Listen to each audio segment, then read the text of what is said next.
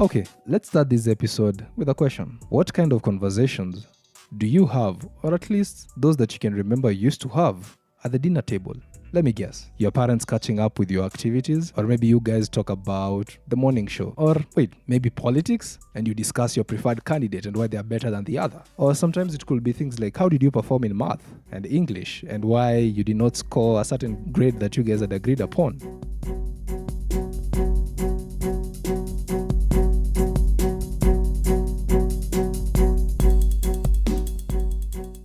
The guest in this particular episode believes that the dinner table should be the kindergarten of financial literacy. I'm MD. This installment, it's all about personal finances.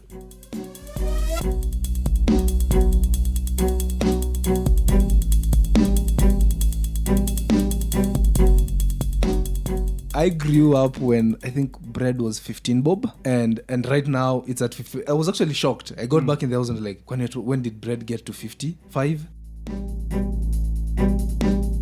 And I can remember there's a Japanese billionaire that had 70 billion Kenya shillings at the peak of .com. And because of the crash, it went down to 10 billion. So basically, it's usually a number. So even what we are earning is a number. This is an Acute Media production. Be a part of our website's mailing list by subscribing.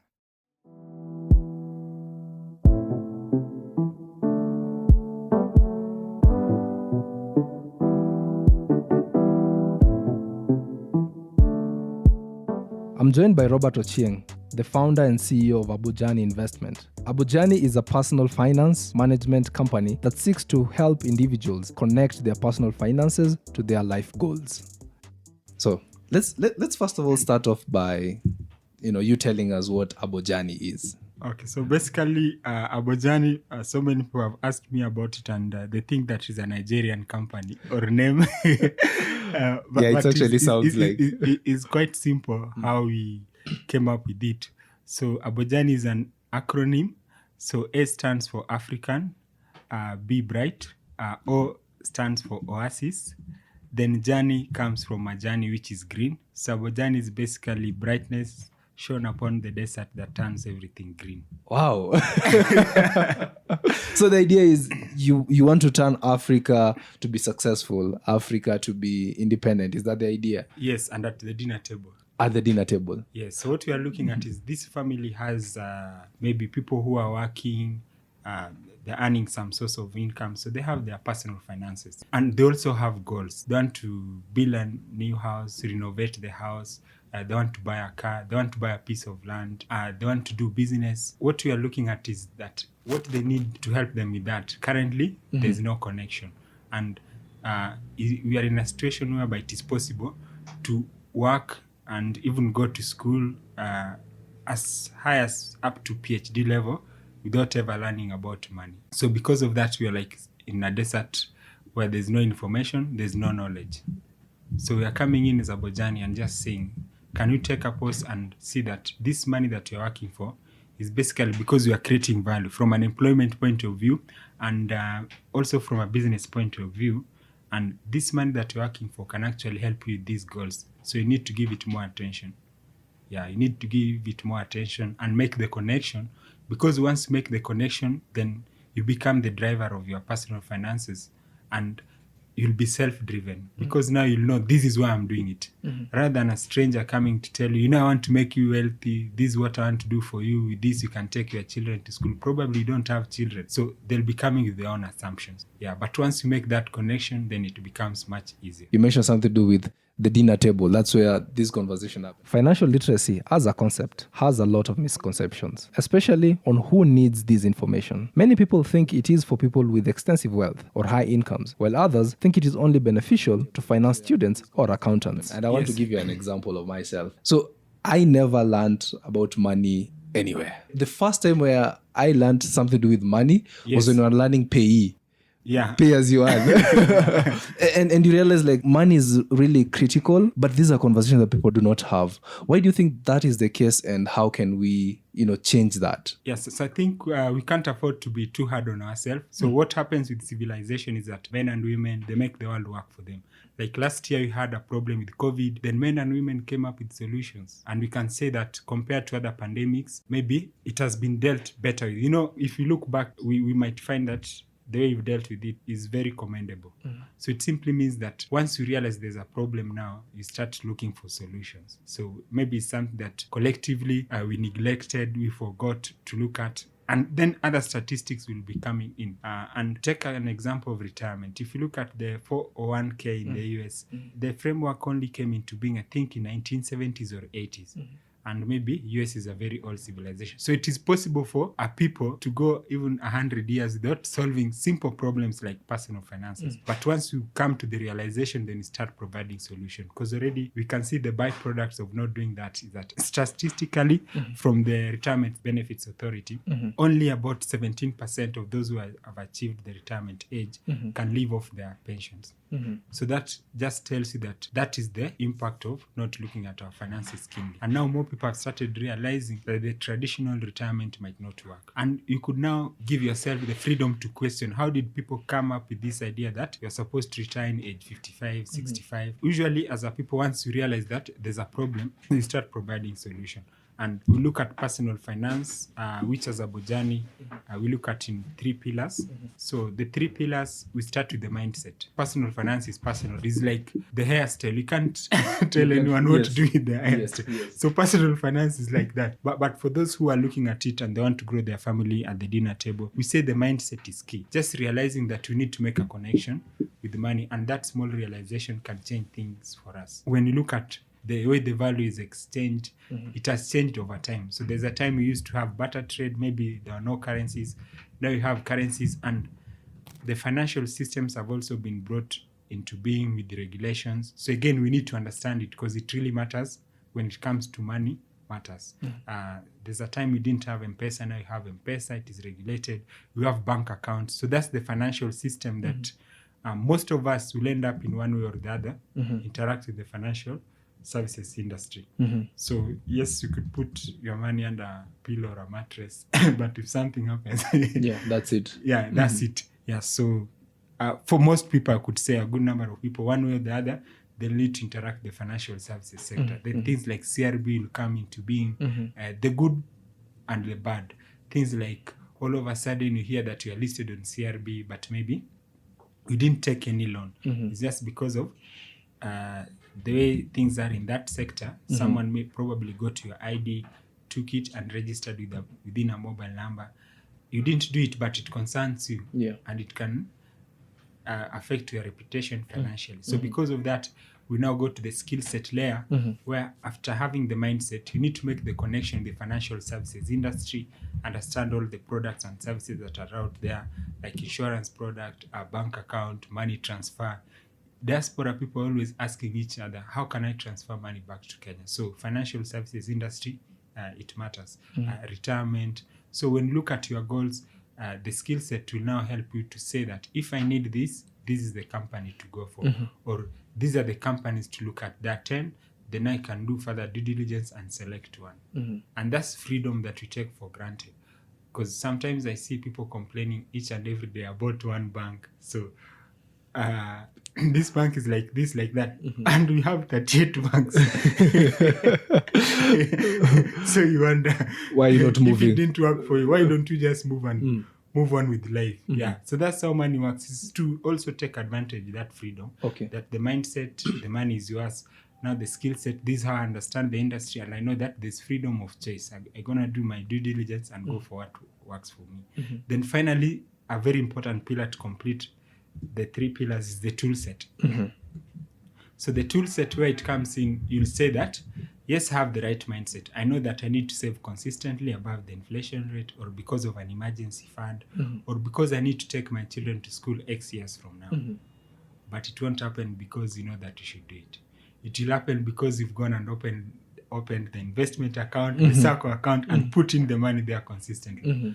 Otherwise, if it was all about the mindset and knowledge, then accountants and people with PhD in finance would be the billionaire. So that part of actioning and making the connection of the tool set is key. That standing instruction that automates the saving and removes the human element, where I can say, this month I feel lazy, I'm not going to save, it is my money.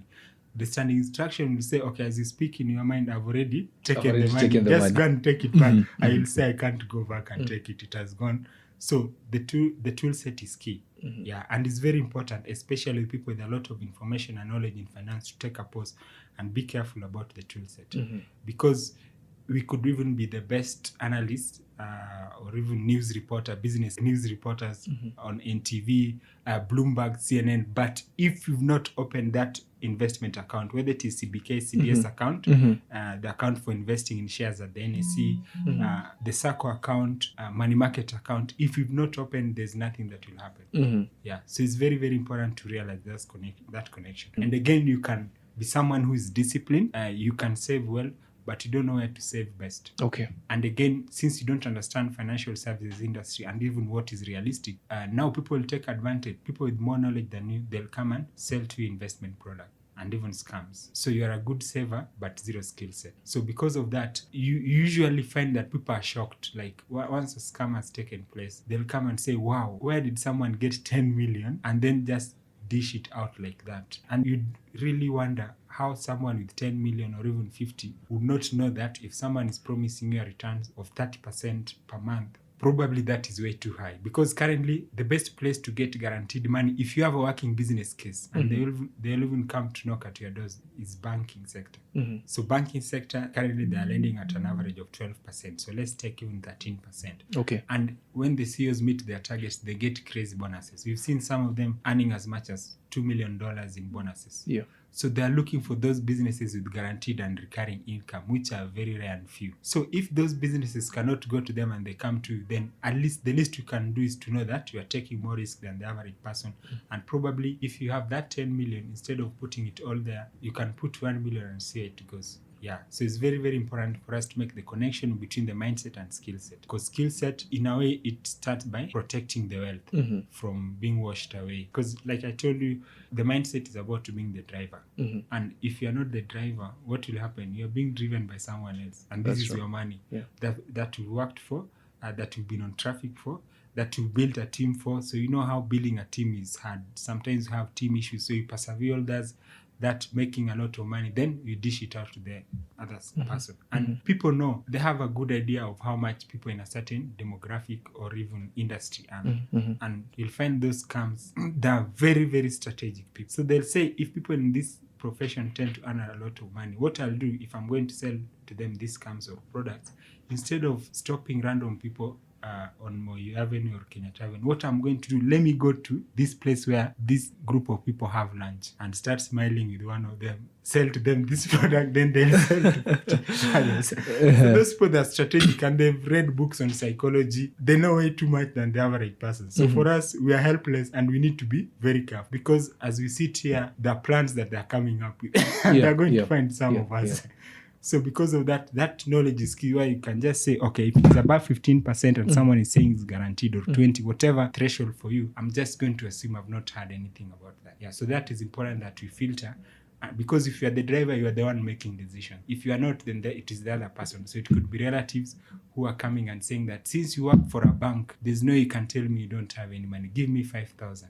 If you don't give me, you're not a good relative. Then you fall into that idea of feeling guilty and you just dish out the money. And later on, when an emergency comes, you can't afford. Yet maybe all you could afford to give them is 1,000. So you can be in charge. You can be in charge. But what I know is that if you are not in charge, then the drivers are way too many.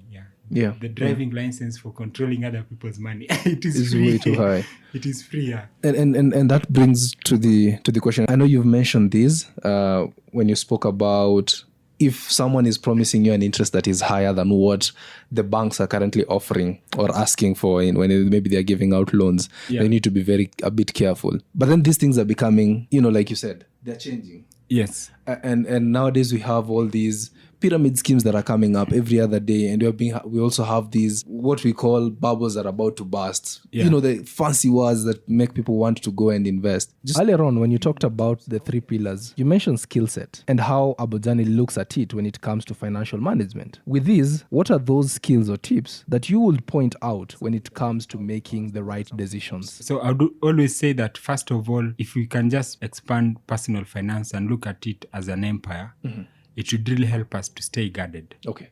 So actually it is a kingdom, it is an empire, and we need to guard it jealously. So when we are guarding it jealously, is just like Kenya, we have an army to protect our borders. We could assume that no one will ever come to attack us and just say we don't need anyone in the Air Force, we don't need anyone in the Navy.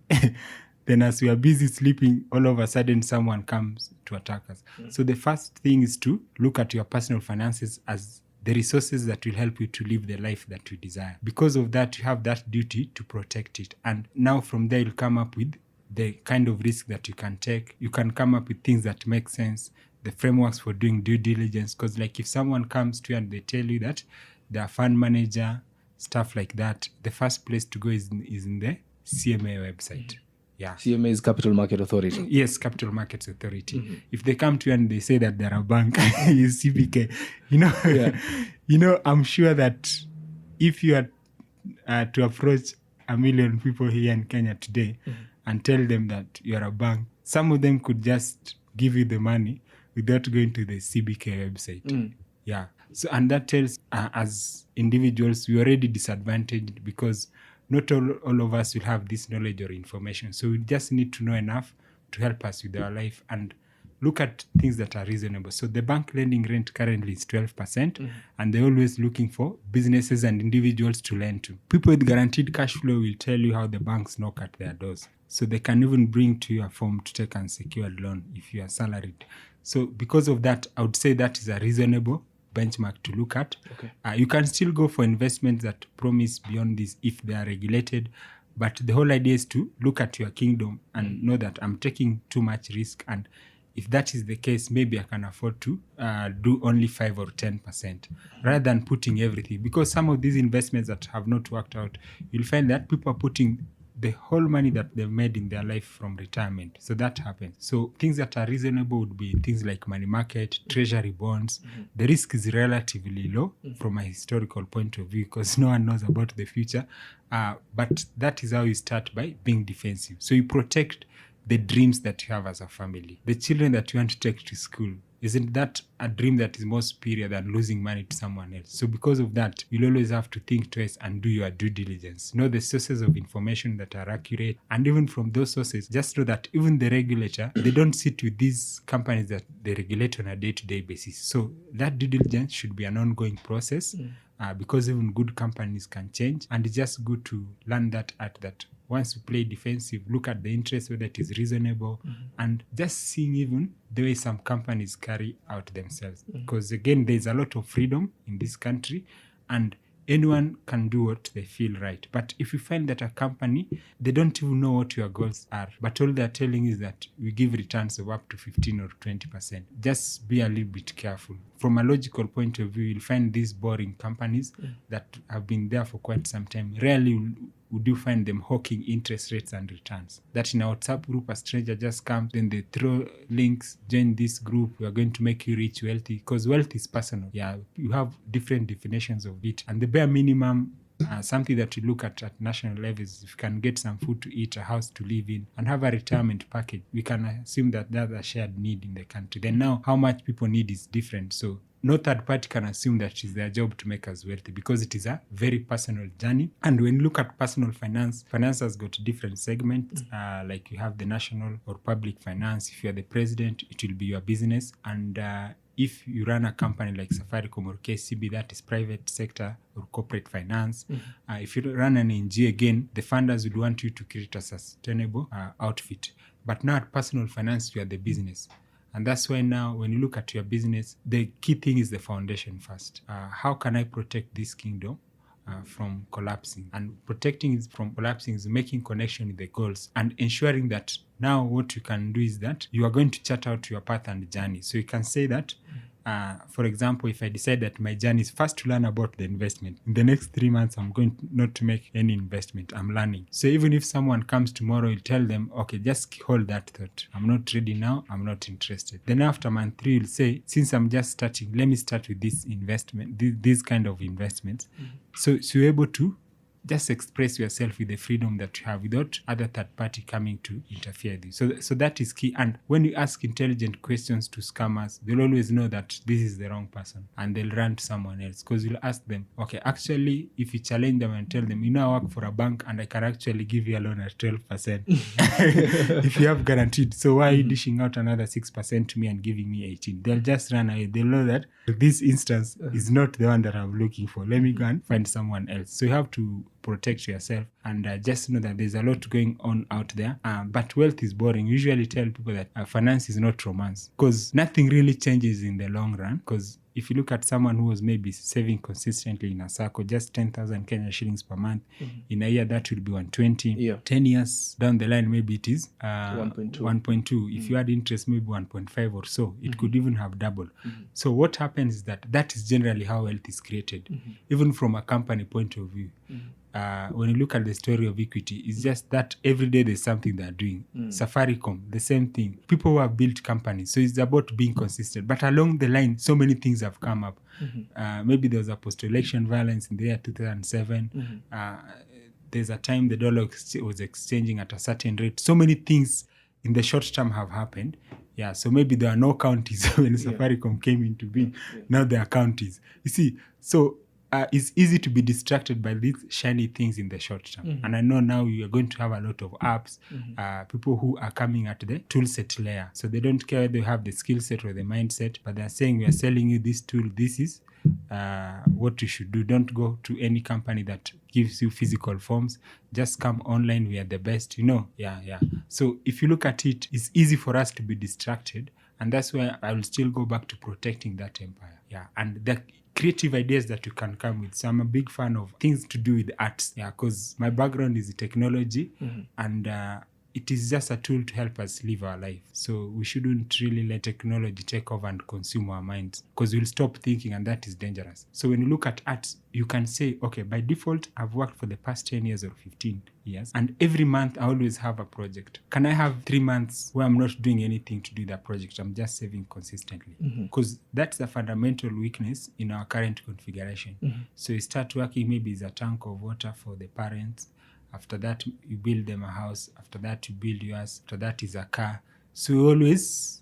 money is always going out. Yeah, money is always going out, and you don't take a pause. There's no harm even to say just 1 month in the last 20 years that I've worked, I'm not going to have these outlets of projects. Yes, I'm going to spend on my needs. So once you do such kind of things, you realize that actually the power is within you, and it's good if you have our own lessons that are very internal, things that you've done practically, because that is what helps us to be well-grounded. And it has worked for the previous generation in terms of being consistent. We can actually see that like our parents or that generation, sometimes they can bail out someone who is earning even 10 times them. Yeah, it's because they are just consistent and they are going. And for us, we are being bombarded with a lot of outlets or outflows, which is okay. We can't live life without spending. But how much are we going to apportion to the empire, the personal finance empire? Is it 5%? Is it 10%? Is it 20%? Then the rest, you can do entertainment, you can go to the gym, you can go for holidays. So we can still do those while protecting our future, because our goals, they are what makes life worth living. And the goals are things that you plan for and achieve. They're not things that are coming from nowhere, like in the moment kind of stuff. They really don't matter in the long run. But when you achieve your goals, it is said that you're more likely to have a fulfilled life. And a happy one, yeah. And a happy one. Yeah. And it will allow you to live within your means and be the driver. Because a lot of things, even to do with mental illness or living beyond means, is outsourcing happiness to other people. Yeah. You've actually touched on something which is very interesting, where every other month you're doing something. Yes. And it's something that is really becoming, especially within our generation, what we call millennials and Generation Z. Yeah. We have this concept of I want it now. You guys call us the microwave generation, where there's a lot of instant gratification that has also led to more of us getting into debt. Instant gratification is really the number one driver of spending. A new iPhone is out, you want it. Yeah. Now you have Netflix, Amazon Prime. You have like all these things that are always taking out money, and most of them are to gratify yourself. Yeah. What are some of the tips you have to manage that gratification? How you can form that discipline to save? So actually being human is what makes us human. So in my view, what we do is to first of all know the blind spots. Okay. And blind spots, they can be shocking at times, especially when other people look at the configurations in the societies. Like the other day I was in Uganda and someone told me that there they even have a bank loan for weddings. So it's a big thing there. That's a good one. So when a Kenyan looks at that, they'll be like, wow. And of course, when they look at us, they'll see that for us here, the blind spot probably is that once you get your first job, and that one happens to Pigia me. mwili pole. Yes. The first salary, when I got it, I disappeared. I went to Malindi, and to come back, I had to borrow money from a friend of mine. Yes. Ya kurudi. Yes. Then the next thing was a piece of plot. So the first loan I ever took was a piece of plot. So you can see those blind spots are known. So once we know them, then you can try to find ways to deal with them. So another one is what we call home ownership bag. So that one is for age 35 to 50. You just wake up today and you say, I'm Dixon or I'm Robert or Kevin, and I don't care what the world says, I want to own a home. You know, a family home is good, blah, blah. I can't be working all these years. I must own a home today. So you start ringing banks. Then you take a mortgage or you buy a piece of land. Then 3 months down the line, you find that you are constrained. You are overwhelmed now. You can't even survive. And if someone just asks you from a humility point of view that were you born to own a home or what were you born for? I don't know what the answer would be, but you realize that maybe it's not the home. And it's just something that you need in life. And probably you needed to have planned for it well. Yeah. And there are several things, again, with the age 35 onwards, you'll see that if you look at things, the way the African setup is, again, we need to know the weaklings, is that because of we don't have a lot of generational wealth, all these things we are getting, even the first salary, the first time you earn 40,000. It's exciting. It is exciting. It's exciting, yeah. You can even forget yourself and your friends and relatives and say, now I'm a big boy, I'm earning 40. Those are blind spots. And sometimes you can't even process growth. Like now you've grown in the setup, you've become a manager earning 100K. You feel like now relatives or friends, than not people you are supposed to talk to. And the question is, what about that person that has $1 billion? You think they stopped at just $100,000. You see, so we should always see that upside, and we need guidance. It's difficult, but if you're coming from nothing, if you're coming from nothing, you'll find that all you need to do is spend this money, and you feel like that is the ceiling, and it's just spending because it is inviting. There's a lot out there for things to spend money on, and even when I look at listed companies, that might be too harsh, but I think you'd be shocked that Longhorn they make only about 1.2 billion in annual revenue. But if you look at TAVL, which is lifestyle, in half a year they do about 50 billion. So these are things you can't understand as human beings. So the things that can help us, for some reason, really have money. The knowledge part. Yes. We don't have money for that. Yeah, even an emergency fund, we could say that, yes, I need to go for holiday, but there's no harm having 10,000 that I can use when I have an emergency, or even 100,000. Yeah, so but it's easy not to do the right thing. And actually, when we find ourselves in that situation, we're just being human. But now what you can do, you can decide that as a human, how do you want to lead your life? How do you want to set aside this money? So you can come up with budgeting framework and say, yes, I'm earning 50. And what I'm going to do is that every month I'm just going to save 10. Then I'm going to have needs, self-development, going out is another 10K. Then I'm going to live in a bed sitter that is 7,000. So you are planning your life and then saying, okay, a whole 40 is going into other things, but just 10 I'm setting aside regularly, or if it is 5, then that becomes much easier, because you'll say, yes, I have money for going out, I have money for leisure, I have money for entertainment, a whole 10K in a month, despite that I'm earning only 50. So once we're able to configure that way, then it becomes more sensible. And this 10 that I'm setting aside is because I'm only 20 or 22. By age 35, I want to have a piece of land where I can build a house, you see. Or by age 35, I need to have done my master's. Or by age 35, I need to have set aside some money that I can use to start a business. So once you plan that, then that reason for what you're planning for will be much stronger. That will protect your past from just letting money all out. And that is a personal journey. And like I've told you, the first blind spot is much easier to live beyond means than living within your means. Yes. So it's much easier. So once you know those blind spots, then it will become easier, even if you are not perfect, but it will become much easier to manage the situation. Yeah, because usually I say that you could talk about YOLO, which is living now. But if you've set aside 10K for entertainment, you can YOLO with that. Yeah, because you can go out, you can go for entertainment, and live within your means. And the comeback for YOLO usually is yo-yo. So is you are on your own. Yeah. So what happens is that when you have an emergency and you need 5K to buy a phone, let's say you are in business and you are meeting like the person in your industry that everyone wants to meet, and you are sure that they are going to give you some opportunity that is going to change your business. And unfortunately, your phone breaks. You can't even see who is calling you. So you just need 5K to buy another phone and continue that life-changing meeting. But you don't have it. Then you call me, I'm your friend. I tell you, I don't have the money. After that, you say Robert is a scam. Nimtiaji. Nimtiaji. That relationship can broke. Yeah. Or you can call your relatives and they sincerely don't have money. Yet maybe you're in a position where you could have been able to save 5K per month for a whole year. You'd have 60 and buy a nice phone and proceed with that. So you see, you are on your own during those moments of emergencies, and that money can actually turn that problem into a mere inconvenience, because all you need is to rush to a shop, buy the phone and proceed with the life. So that is one instance. The other instance of you are on your own is during retirement. When you look at innovations in the healthcare sector, more people are living longer. Yes. So recently we had a guest speaker and they were 93 years old.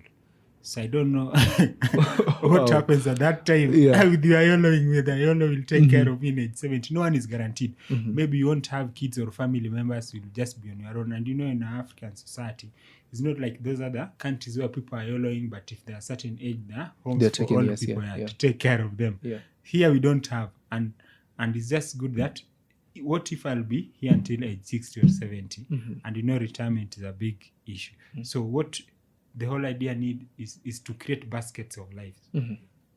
Create baskets of life and just apportion the income that you're getting to them. So if it is leisure, if it is family, it is career, business, so that we try to diversify our confidence. So if our confidence is instant gratification, you'll be destroyed properly when the emergency comes.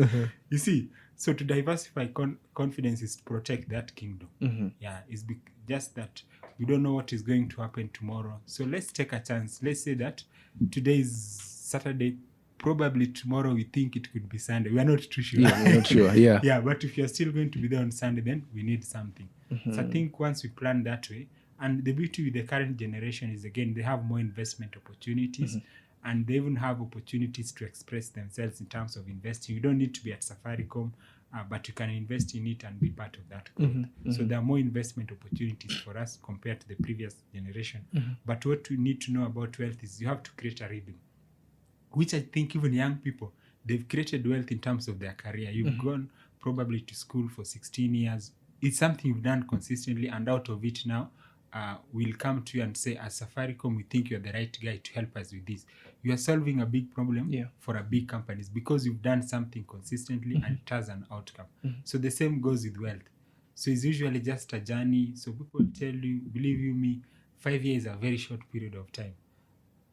But within that 5 years, you can come out with something. You can come out with 10K per month or 5K per month. And it could be 300,000. It could be 500,000. And who knows, in the next 10 years, you'll be a millionaire. So usually in Abojani community, we have what we call 1 milli challenge. So it doesn't matter how long you take to achieve it, but usually feel is such a good aspiration. It's a very good aspiration. Actually, I'm following it. Yes. Disclaimer: I've attended Abojani training, so just in case I make a comment that is so pro, I've attended the training and I'm part of the community. I see the challenges and I participate some of them. You don't have to shout, but you know, like, okay, there's 1 milli challenge that you're working towards. Something that's something that you've touched on, and it was quite interesting, was the budgeting, which is like the bare minimum of building this kingdom, which is personal finance. It can be challenging, especially if you are a low-income earner, to balance off your finances accurately. The way life is structured or set up, it requires sometimes someone who's a low-income earner to make difficult financial decisions on a day-to-day basis. How would you recommend balancing obligations. What we are looking at is how much can we save? Because now I'll throw the ball into their court. Is it 500 Kenya shillings per month? Because I can say I have a client and they have a house help that now has 25,000 Kenya shillings in a money market fund. People say that it is impossible, but the house help has been saving for the last 3 years. Consistently. So how many people have 25K somewhere that they can refer to? And probably they are doing a much better job from an income point of view. Yeah, so that's why it is an own journey, and there are possibilities. People will tell you that now they're CEOs and probably they started internship with just 10K or 5K or even nothing. So it is a journey, and that's why young people, they have the best opportunity because time is on their side. Yeah. So how much can you put? 500 Kenya shillings per month in a year is 6,000. Believe me, that's a lot of money here in Kenya when you don't have any. Believe me. If you have nothing and someone gives you 6K. Yeah. And no one is going to get that money for you. That's why it is a journey with what you have. Because I think the problem is when we compare ourselves with other people, some people will say, he's salaried, or I'm in business, SMEs don't get paid. There are those things that they're quite entertaining and you could get into them. But what we don't know is that everyone will have their own situation and you deal with that situation the way it is. That's how money works. That's quite interesting. Yeah. So you deal with your situation. There's no one else in that journey because it is a personal journey. But what I would always encourage people that from an investment point of view, the first 2 ways to look at it is look at the source of income. It can be business, or it can be salary. Yeah. And it is an investment that you made in terms of your time. Maybe you went to college or you learned, because there's learning through apprenticeship. You sat with someone, they taught you how to do something. That is an investment that you made, and you should never stop investing in your career or business. Because when you continue investing, you're more likely to increase the size of the cake. Okay. Yeah. All these people that might find now earning 50, probably they started with 10. But they kept on developing themselves. Some people started with 40, maybe they are graduates, now they're earning 20. Yeah. That is not a motivational speak. I'm not a motivational speaker. What happens is a journey that so many people can tell that story. Yeah. Yeah. So it's not just something picked up from the internet and telling you that if you continue doing it consistently, it will become of value. Whether it is in business, the people who have done 5 years, 6 years, 10, 20, what happened is that they kept going and they dealt with their situation. Yeah, because that situation that you have, you already have original ideas and thoughts. How can I improve this? So if you invest in that, it will help you grow. And as you grow now, you'll say, yes, I started with 500 Kenya shillings per month or 1,000. Now I can do 2,000. I'm becoming a big boy or a big girl. There's a time now you can do 10. So it is that journey and having that discipline, which from a discipline point of view, most people already, the things that they've done consistently, that they can tell us best how they did it. So you can say, actually, I went to high school for a whole 4 years. That is being consistent. Yeah. Or I went to study this. I went every day. I was just going to YouTube, learning how to do javelin. We've had those stories. Consistent.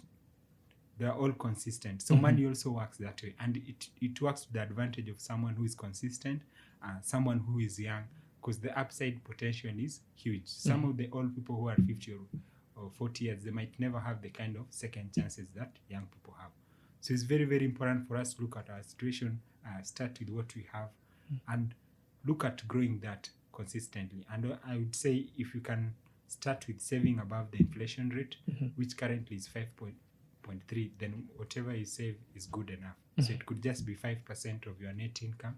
Then express yourself, allow yourself to grow. Maybe if you can do to 10 and take advantage of that. Also being aware of the life cycles, because in the life journey, people have different life cycles. There are people who are going to have children or kids.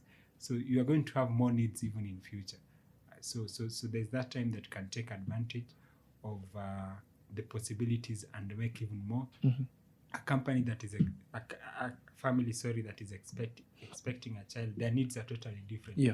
Hear those stories of diapers. They're coming. They're going to come. And the best gift again that you can give to the world from a money point of view is when you and your children are not a bother to the world. Wow. That's powerful. Yes, that's the best gift that you can give. That instead of setting a budget of, let's say, 10 billion as a country to support your children or people's children, that money can be used to build a road. So actually, you don't need to do anything else. Once you do that you and your children are not a bother to the world. You've released so much for us as a country to do things with. So maybe you'll build a stadium. Yeah, so we take that for granted, but actually that is the best gift. So it means that the family has got a lot of power to change the country. The individual has got a lot of power. And within the budget, they still, because again, you can't say that I'm earning 20K, but I want to go clubbing with 30K in a month. It's not reasonable. It's going beyond your means. And those are the things that are causing a lot of issues, a lot of stress, a lot of strain.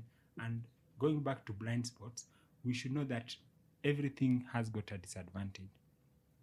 Even technology, it comes with a disadvantage that is cancer to personal finance, known as availability bias. It's just here on my phone. I can press. You can order so in. those financial inclusion champions, they're not being sincere, or they haven't done a lot of research. Technology has got a disadvantage that needs to be emphasized. That convenience can actually means that is the reason we are not saving. So on average, the odds are against us, and we need to protect ourselves, to protect that kingdom. Like, I have an account for my son that doesn't have an ATM. It doesn't have mobile banking. So one day I went to the branch and the teller was telling me, why have you come all the way just to check the balance with the child? I told them, it's because that's what I've decided to do with my account. It is to the advantage if I don't go to the branch. Yes. So everyone has got their agenda, and we just need to protect ourselves. Meanwhile, I have another account that can flash around money with send. If someone wants some money now and I have it, That's it is in the that one you account use. I'll send. So there's that freedom that we're not taking advantage of. To be the champions of our personal finances. There's no one else in that journey. It's funny that you've said that, because I towards the end of last year, I just decided, I made a deliberate decision to have two accounts. Yes. One that I don't even work with the ATM. It's just in the house. Yes. Then the other one is what you call flash it out. Yes. and I like because ideally what you're saying is you're basically taking away all the avenues that will make you want to spend the money. Yes. Cut them off. And you have that power to do that. You have, absolutely. And that's what we're not taking advantage. In fact, some people think that they're free, but they're not free. Because that is a low-hanging fruit in terms of freedom, to express yourself with your money the way you want, rather than someone else planning for it. Because when you look at that budget, we can put it into needs, self-development, and savings and investments. And the low-hanging fruits are in self-development. There are two ways. Leisure is self-development, because again, you can't work 7 days, 30 days in a week and 30 days in a month. We need to unwind, to relax. Entertainment, going to the gym, they're very nice because we are building ourselves for tomorrow. Yes, it's like taking a vehicle to for service. You have to, right? You have to service your body. Yes. Put in the fuel. Clean it. Put in V-Power. So V-Power might be you are seated somewhere, just hanging, looking at the weather, not worrying about anything, relaxing, so that Monday, when it comes to energetic. But you can't spend all the money there, because the investments and savings, they're the things that will help you with your goals. They're the things that will help you with your goals. And when you achieve your goals, you live a more fulfilled life. And even the financial freedom that you talk about, it is the investments, what you are keeping aside, that helps you to buy a free day in future where you won't need to work. So that is key. Then you have our needs, which are bare minimum in terms of survival. We need food to eat. And once you meet your needs, and it's not a bother, it again helps you. So even meeting your needs is an investment. When you're not worrying about food, you think of something else. You think of something else. You can become innovative, creative. Yes, more creative. If you don't have food, that's what the only thing you think. Be going on through your mind. So even meeting your needs and the bare minimum is an investment. That you have a roof over your head, it is raining and you're not worried. That is an investment, because now it allows you to level up. Like you'd say, yes, I've met my need. Now what can I do? Yeah. Can I do more for my business? Can I learn digital marketing skills? This is where things seems to be going in my industry.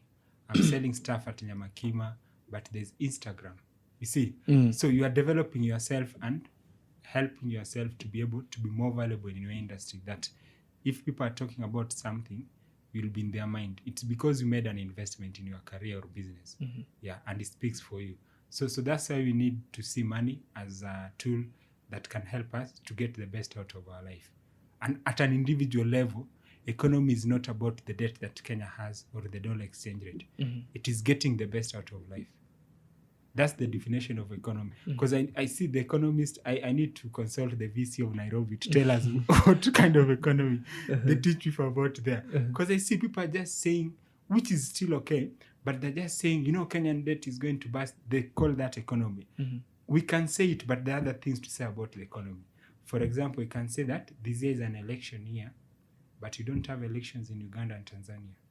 You are on Instagram, you can interact with Tanzanians. They buy stuff from Kenyans and Ugandans. Who is stopping us from doing that? That's the economy for an individual. That yes, even if the debt is going to crash us, we don't know how it will turn out. But for now, I need food to eat at night. If I have no food, I might not survive. Yeah. We need food to eat. So what can I do for myself now? By solving your personal problems, you might end up solving the country's problems. Because all of you are independent. Yes, the government does not need to think of social services. Yes. So there's a lot that we can do even for ourselves. But like I told you, there's a lot of volatile topics that can get into. Yes. So that's 2 hours instead of spending it maybe thinking of how to grow this business that I have. Because we've seen that if we are consistent on social media, it's a free marketing platform that, again, we don't take enough advantage of. And I can tell you, if you are to organize some function at Nyayo Stadium, the logistics of putting 1,000 people there is a nightmare as compared to having a Facebook Live. You can get 100 people from nowhere. Yeah. They plug in and they hear your story and your business, and you connect, you get moving. So when you look at about money and investing, is to create that relationship and know that it can help us do so many things. There are even things that you'll just do to give back. Yeah. Like if you find that there's a Kenyan footballer that is struggling and they need support, just 1,000 from you and other people can help them to become the best footballers in the world. And you can come and say, wow, they made it. I'm so happy. You see? So there are so many things that you can do with money to make us happy without even YOLOing or just thinking that it's all about us. So YOLO is good because, like I've told you, self-development is an investment again. Yeah. It's an investment, going out, going for leisure. But it just needs to be, we need to be realistic because money is all about numbers. So you can't come with a defeatist mentality and say that, what I have is not enough to save. But what do you have? Is it 10K? And can we just save even 200 Kenya shillings? You've heard those stories of borders. They've saved just 300 Kenya shillings per day till they can buy their own motorcycle. Yes. Yeah. Yes. But you can find people who could actually be privileged according to a configuration, and they don't know. They just feel like if I'm earning 30, the person who earns 50 is the rich guy, or 100. The day we'll reach that 50 or 100, there'll be someone earning 200. So there's life is not shared. Above you. Yeah, life is not shared, and even problems are not shared. Yeah. Yes, there's interdependence, but we should make interdependence work for us. It should not be that the interdependence that you have is for benchmarking, setting standards. Yeah. So you can actually take advantage of interdependence and make things work for us. It's actually interesting now that you've mentioned how our configuration is and how we look at others and we try to live that life. Yeah. I can actually give you an example. There's a time when we were at the coast with a bunch of friends of mine. Yeah. I literally took credit to buy alcohol. It is that serious. And I know I'm just one of many. Yeah, it has happened to most of us. It has happened to most of us. Yeah. And the reason I'm bringing this is because debt is becoming too accessible. Yes. You just need your phone. You need to dial star something, then you have credit. You need an app to request credit. The other day, my bank sent me an email inviting me to take a credit card.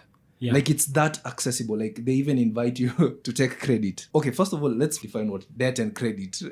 I seem to be using them interchangeably, but I know they're not the same thing. Yeah.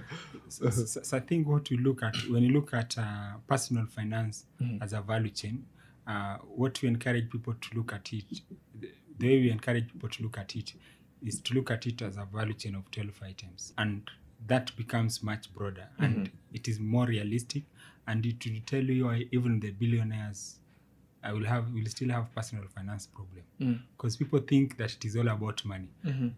The person who wins a jackpot and gets 100 million Kenya shillings today is not money that is their problem. They have it, but it's just other personal finance value chain items like, do you understand wealth management? Do you understand investing? Do you understand that maybe that 100,000 you could put it somewhere and get this interest and still enjoy 20 million or 10? But because of lack of that knowledge, even when they have money, they'll still have money problems. Yeah, so we look at it from financial planning, which is where you start creating the relationship with money.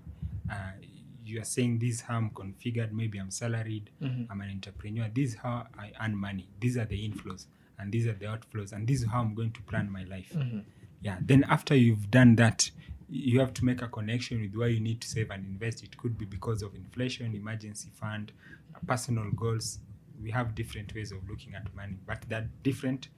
Like we have a few bare minimums, like an emergency fund is useful for everyone. Retirement fund is key for everyone. Beating the inflation rate or saving so that as the loaf of bread gets to 60 Kenya shillings and it was 20 Kenya shillings about 16 years ago, you can still be able to afford it. Yeah, to protect the lifestyle of your family. Then the second value chain is now wealth and investing, knowing where to put the money, knowing your risk tolerance. And that is very, very important so that you express yourself in a way that can work for you. So investments do go wrong sometimes. Personally, I invested in a piece of land in Kisumu and it didn't work out. So 400K went. Yeah. But I don't think if you saw me with a billboard or any video on Instagram or TikTok, to be honest, no one cares about my money and my life. People have so many things that they're dealing with. Yeah. So it meant that, yes, it didn't work out, but it's a risk that I could be able to manage. But you'll find some people, when they're investing, they'll say, I'm a risk taker. It is my money. No one can tell me about it. But when it goes wrong, they're all over TikTok with videos. Yeah. So you see, they don't want to be accountable. And that accountability is good. That I made a mistake. And again, when you look at the stock market, there's a time I got into the real estate hype and I invested in Home Africa. And I lost some money there. You see? Yeah. And now I learned how to be more diligent. I invested in a local bank and the share price actually doubled after some time, and I sold and used that money to do my MBA. So my MBA was paid from shares. So you can see it is either way. There's no way it is written that you're only going to make money, but just be accountable. Know that I sat with this person, I was told this, or I knew this could go wrong, but I still went for it. So I'm sorry, I made a mistake. That helps you to become better, because now next time something like that happens, you'll be wiser. So it's good. That wisdom, it can't be outsourced. There's the journey of life. You're going to invest for 5 years, 10, 20, and ideally would be getting wise over time. So wealth and investment management is key as a value chain, because you can be the most hardworking employee, able to save a lot of money, maybe 100,000, 200, or even millions, but you have zero knowledge on investing.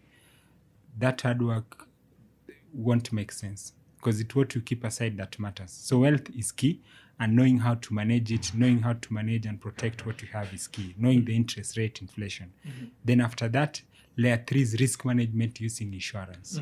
So as the financial markets became sophisticated, insurance products were invented and they would help people. So you don't know what happens or what would happen when we're on the road.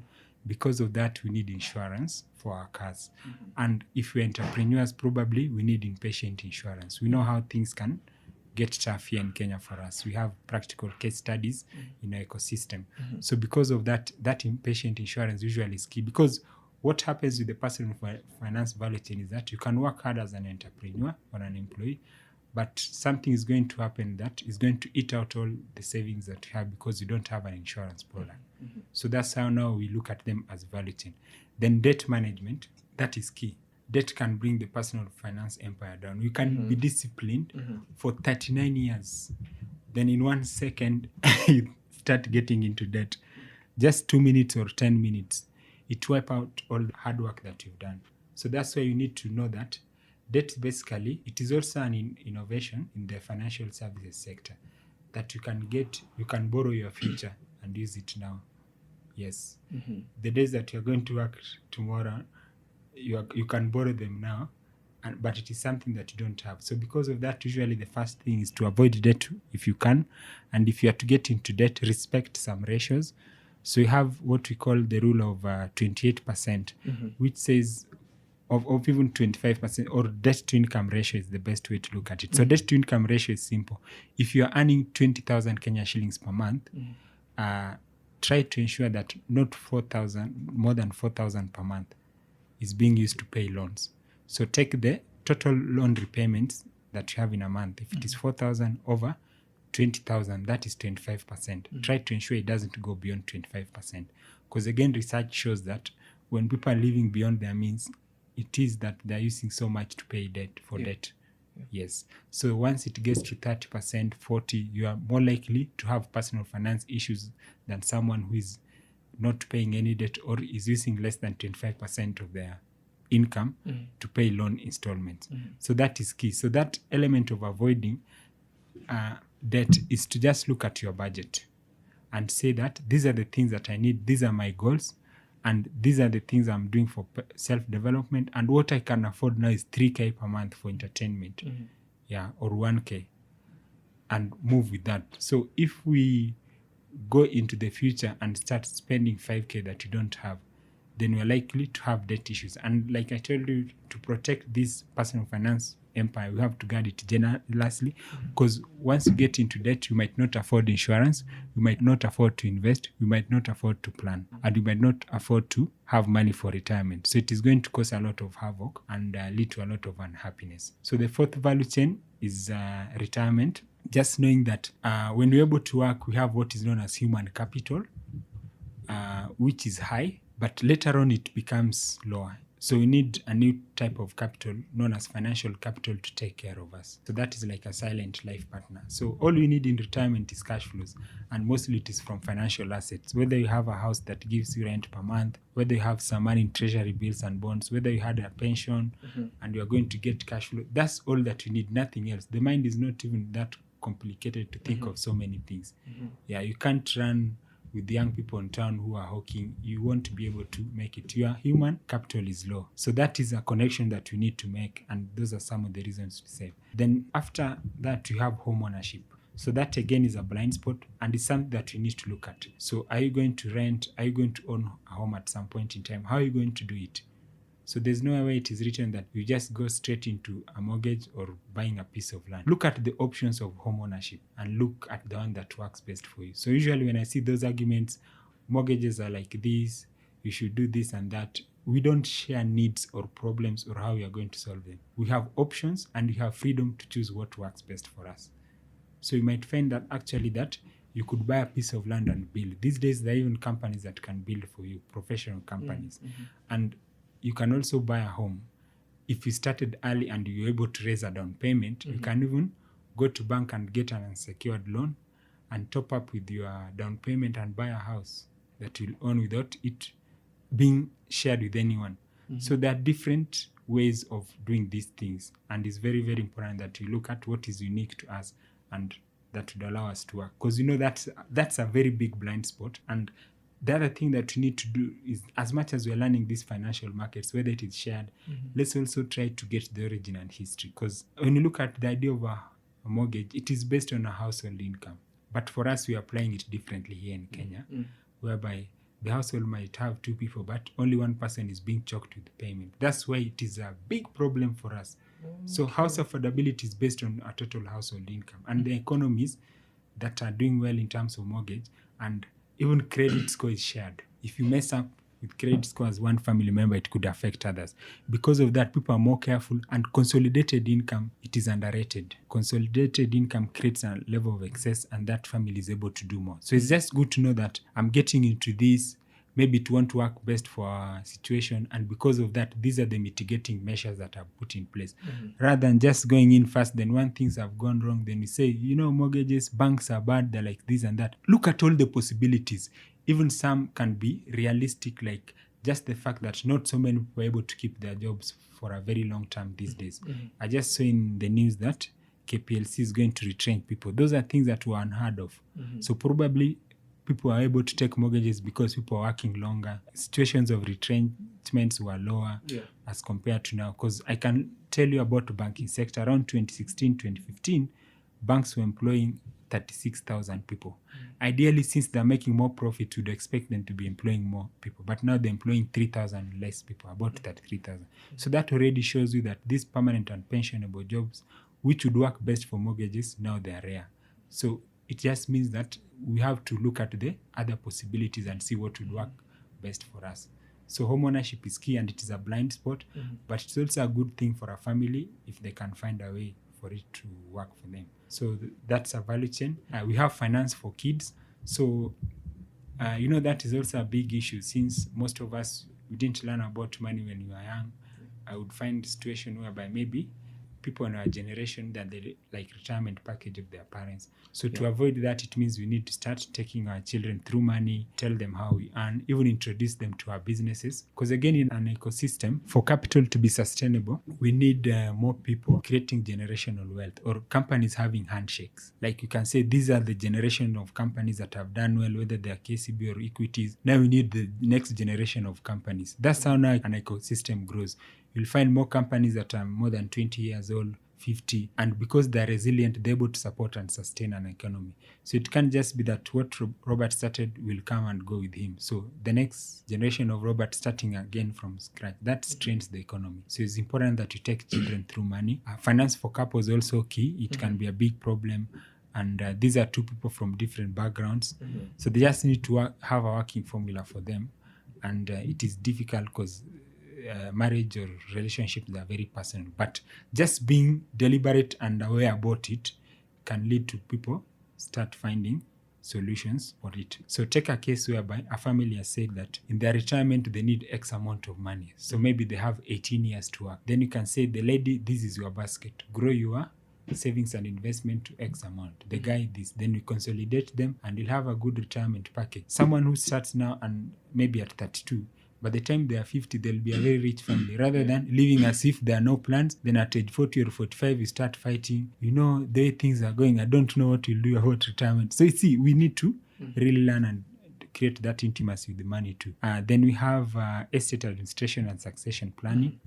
So that is the generational handshake as well. So we're able to move from Nairobi to Thika because someone built a bridge at Ngara. So it's very, very important. The skills that we've learned, they are very, very important to pass them down to the family. It's not even about the money. If we know how to write a CV and their family members struggling with CVs, can you write for them or get someone to do for them? Because probably believe that a good CV can help someone get a job. Yes, so that is important so that the generation grows. And there is custodians of wealth. So at least one person knowing where these pieces of land that you buy left, right, and center are. Even bank account balances. I've dealt with an estate administration case of a family member. Currently, there's no framework to get all account balances for a dead family member. There's no way. People tend to go with the ones that they know. If it was in BankX, that's where he'll go. So believe me, if someone goes now and they passes on and they have even 10 million in a bank account, it can just be there and go to waste. Because there's no portal where you can say, this was the ID number, BankX, tell me how much they owned, even if you have the letters of administration. So it will just be like pata potea. So it is very difficult. So you can find that there may be children who are struggling and their parents are millionaires, even if they passed on. And currently we have about 50 billion in unclaimed asset authority. Only 1 billion has been claimed. And this has taken a while, right? Yes. So you see that asset administration is also part of personal finance value chain. Then you'll have tax. You have to sort any issues with carry. Government, yeah. If you can avoid the government is a very broad idea because people come and go, but the processes, the systems, they are still there. So it's very difficult, and it would be very difficult to strive to have a problem with the government. Then you have entrepreneurship and career planning. So those are the two value chains where the money comes from, and you need to build them. So once you have that ground, you'll always know that the blind spots, they can affect all these things. So coming back to the debt, you can see how much it can affect this other value chain. Yeah. And that's why I gave you an elaborate response. Is because if you have debt issues, it can affect finance for kids. The children might not be able to go to school. It might lead to other problems. If you have debt issues, it could affect finance for couples. The couples might have issues. Yeah. Too much debt can be a problem for your career. You can't change jobs because the debt is holding you at ransom. And if you can't change jobs or you can't be able to do more career-wise, it could affect how much you're earning in future. When people are investing in new skills, you can't because you don't have the 10,000 or 50 to do an extra course. So that's why that value chain is important. And once you make the connection, it becomes much easier. And with things like estate administration and succession planning, you'd understand why even billionaire families would have money problems. Yeah. So the children cannot take over to the next generation, or they can't agree on how to distribute wealth, and it just become chaos. Yeah. So no one is safe from the issues that would come from that personal finance value chain. But debt, home ownership, those are low-hanging fruits from blind spot point of view.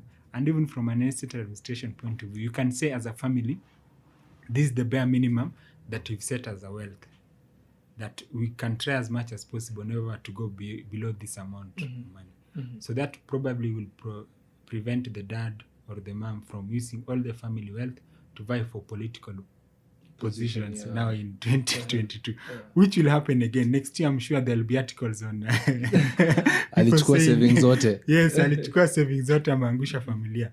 So that learning is not there. People say now I was naive, I was just 32. Those stories, they're good, but people should just learn. But to be honest, with money, no one really cares because everyone is running their game. They'll just hear, because anyway, the newspaper is there, you can read, but there's nothing much to help because each and every person is in their journey. So we can share those stories, and sometimes they can be traumatizing. It's easy to share, but it can be traumatizing. So it's just good to protect this kingdom. Just know that there's a reason why Uganda has an army, Kenya, Tanzania, the US. There's a reason why. It's to protect the boundary. So protect this kingdom, and that is a low-hanging fruit from a blind spot point of view. Oh, that's... I love how you've broken it down, the interdependence of it all. Good savings can affect your capacity to invest. It can affect your progress in life. Spending beyond your means affect your saving culture. You've mentioned a budget. It's one of those things we think we know, but I think we don't know what a budget really is and how to make one. Before we continue, we would like you to share this podcast to a friend. Also, we would appreciate if you leave a review or a comment wherever you are listening, or engage us on Twitter at Acute Media. I believe there's a lot of misconception and common mistakes in budgeting that I think we are not aware of. One might say living on a budget is impossible. In other instances, you find someone thinking that they know the nitty-gritty of their budget, but they are just overcomplicating the budgeting process. How does one approach this process based on the challenges that you have come across personally and at Abojani? So the challenge that I'll put on the budget is that let's assume that you have someone who has done very well in athletics, like Eliud Kipchoge. If you sit with him, he'll always tell you that, okay, even if they don't tell you directly, you'll figure out that they have a structured way of doing things. So I usually say these days, people say, oh, don't do things academically. No problem. Whatever way someone chooses, it will be a structured way. And people who have worked in corporates or even startups, they'll tell you how serious the budget sessions are. Mm-hmm. So when I was in the corporate scene, I was head of a department, and there's a time when you used to do budget, and you have to convince like the CEO and CFO why you need that budget. And it is a session where you say, these are what we need. Maybe if you are in business, these are the numbers that I'm going to deliver. If you are in a department like support, you'll say, these are the things that we need to be able to support the business. So that number is finite, like it can be X amount of money. So it's because the resources are finite. Even the richest person in the world, they have only so much. And I can remember there's a Japanese billionaire that had 70 billion Kenya shillings at the peak of .com.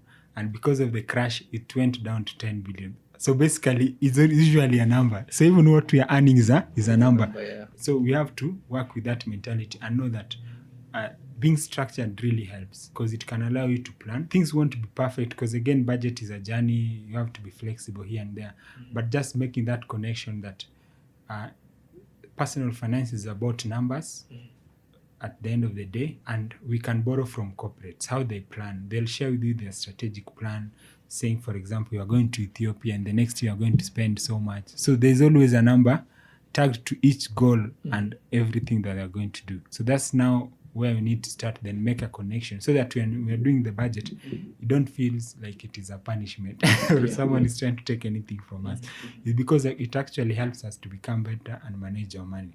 So there's the 50-30-20 rule, which says that you should not use more than 50% of your budget or of your income on needs. So needs are the things that you need for bare minimum in terms of survival.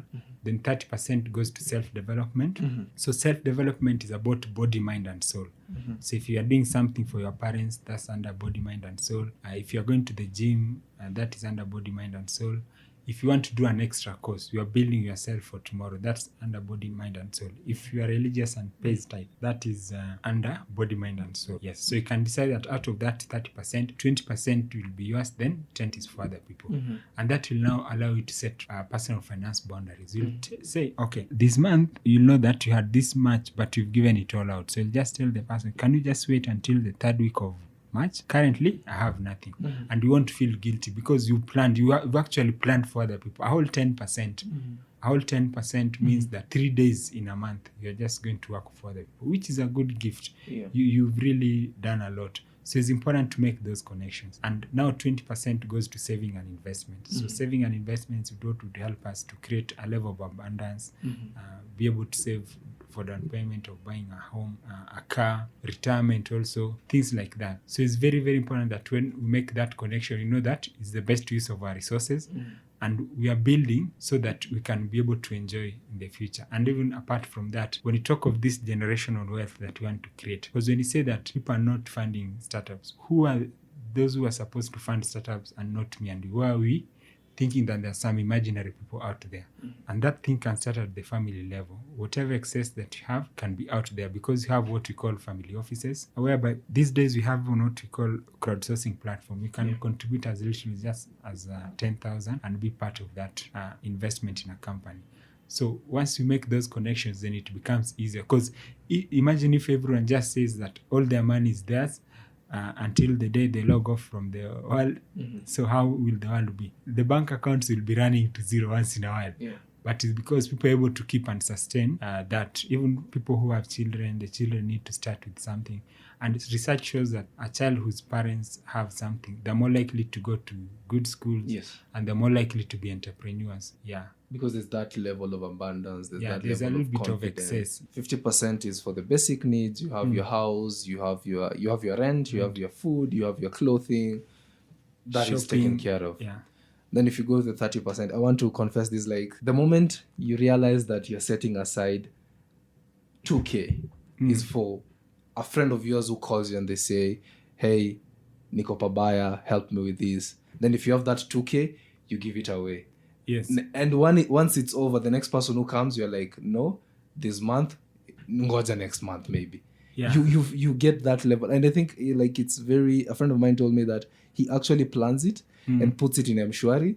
In case no one borrows it, he just carries forward to the next month. So meaning next month he has a wider basket to support. And if no one really comes, he just takes them to his normal savings account. So that's quite so it's good to plan because like you've seen, the money that you have is a number. It is not unlimited. It's not, and the people who are coming for it, they will never stop.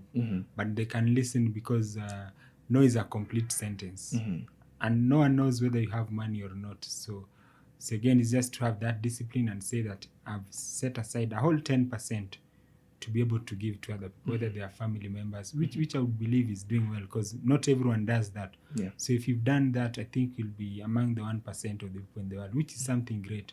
So there's no need to feel guilty about wanting to go too much into your savings because if you give, for example, if you earn only 30K per month and you start giving away 10K, that means that a whole 10 days in a month you've given away. So it is unsustainable. Actually, Jay-Z puts it quite clearly when he says you cannot give if you're poor. You have to be rich so that you can be able to give. And making the decision to give that 10% is a rich mentality. It's a rich mentality. Like abundance mentality. If you go beyond that, now you are stretching yourself and will become a problem to yourself. And when you become a problem to yourself, you also become a problem to the people who rely on you. So that's why there are some people, if they lose their job, the ripple effect is huge. Yeah, so you have to balance. I think we sort of make noise about what nowadays is called black tax, but what you're saying is it's just a matter of discipline. You just need to figure out, how much do I plan for black tax? Yes, how much do we contribute in weddings, funeral? A lot. So we already contribute. Yeah. And even personally, I've been helped with by other people. So it's just that you budget for it, so there'll be an issue you'll find in the high school group where we are, or university. Yeah, and those things, they happen once in a while. You contribute and support other people. Yeah. Because it is very affordable within your budget. And most people actually contribute to 1K. Yeah. So, Yeah. in Kenya, and they're probably earning 50K or 100. Yes. So it is manageable. It is manageable, and you can support other people. But there's that one whereby people can guilt trap you into thinking that without you, a wedding or a funeral won't take place. Let me tell you, that's how many the things they'll still take place. So you can just do so much what you can afford. Yeah. And something like a wedding is planned, and it will still go on. Yeah. Whether I think that it can't go on without my money, that one I'll be fooling myself. You just see photos, it happened. Yeah. So you just give support socially. It's part of body and mind and soul. And actually, if you give it from your heart and you can afford, that's a good thing. Yeah. There's a tweet, and by the if you're listening to this, you need to follow Abojani Investment. They really have some incredible finance tips on their tweet, and they actually can do like 15 tweets a thread just talking about something. And recently there's one you did, and you spoke about 5 money mistakes where if you give money, Yes. especially if you're loaning money to someone, it is money you're willing to lose. Yeah, that is true. Yeah. So you should not expect it. Like if you're loaning, if someone pays it back, that's okay. Actually, it is a golden rule in investing. Never invest money that you can't afford to lose. And I can even refer back to when you spoke about savings. Before investing, you need to build up your savings. These will go to cover your general expenses. And if your plan does not go as you had anticipated, you have a buffer that can be able to push you forward. When we were starting off this installment, we did not talk about Abojani in detail. I had the opportunity to look at your Twitter feed, and the information someone gets from your social, I must say you've built something here. Yeah, so you have a very strong social media team, Benjamin and Co. David. Yeah, they work. Most people think that Abojani is all about me, which is okay because anyway. Yeah. But it's basically, there's a very strong team out there who are able to share this information in a way that is relatable to many people. Like I told you, our focus usually is the dinner table of the African family. So we try to be as an-African as possible and as conversational as possible. So we don't mock anyone telling them that if you don't save, that is the end of you, such kind of things. We just find a way to inspire them so that they can be the drivers of their personal finances. Yeah. So when you look at that element of when you lend someone money, what you should need to know is that if you are not willing to lose the money, you are actually more likely to lose more. You are going to lose the relationship and the individual. So you have to decide. And it has happened to other people that they lost friendship. So usually there's a joke that kumbe rafiki alikuwa tu worth 1,000. And it happened. I remember after campus, for me, since I was a student leader, and I had access to more people in campus, and the pain that politicians go through, you have no You idea. felt it. People who want money, they're in the mess, give me money. You are the boss. So what people do, like, they see that you are the first few people who have gotten jobs. So this 1K, the amount of 1Ks that I lost, or even 2K, even there's one for 5K, and I'm still a very good friend with that guy, and it's like he literally forgot about it. Then I say it's okay. So that one, you are going to lose a lot of money in this life lending to people. That one is guaranteed. I can say like a good number of people. The 1Ks are too many, especially at a certain age. Help me, that 1K I'll return at the end of the month. Those ones, I can count over 50 of them, and we still meet with the guys. Yeah, so just imagine if you are not ready to lose it, so you lose the friendship, and the things happen. I think people usually think that you can become enemies with people. It's close to impossible. for me, the stage that I'm in my life, I found out that I can even call people who I would consider my enemy and they'll help me. So it's very hard to break completely with people. It's just a mindset thing. And if you want to grow beyond a certain level, if you want to grow a company, if you want to do certain things, it will reach a point where you'll even reach out to your enemies.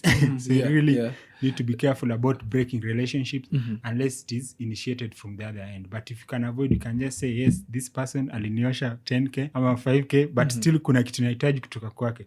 And they can still be a little bit loyal and can extract value from them. Why not? So it's always important to accept that is a possibility. But I've seen where politicians are smarter than the average person is that they rarely have those real enemies and they're able to relate with everyone. Because of that, they're able to get more value from people than people who have boundaries. You know, I'm now working at Safaricom, so like this, like that. Even if you are doing primary school or high school, you are nobody to me.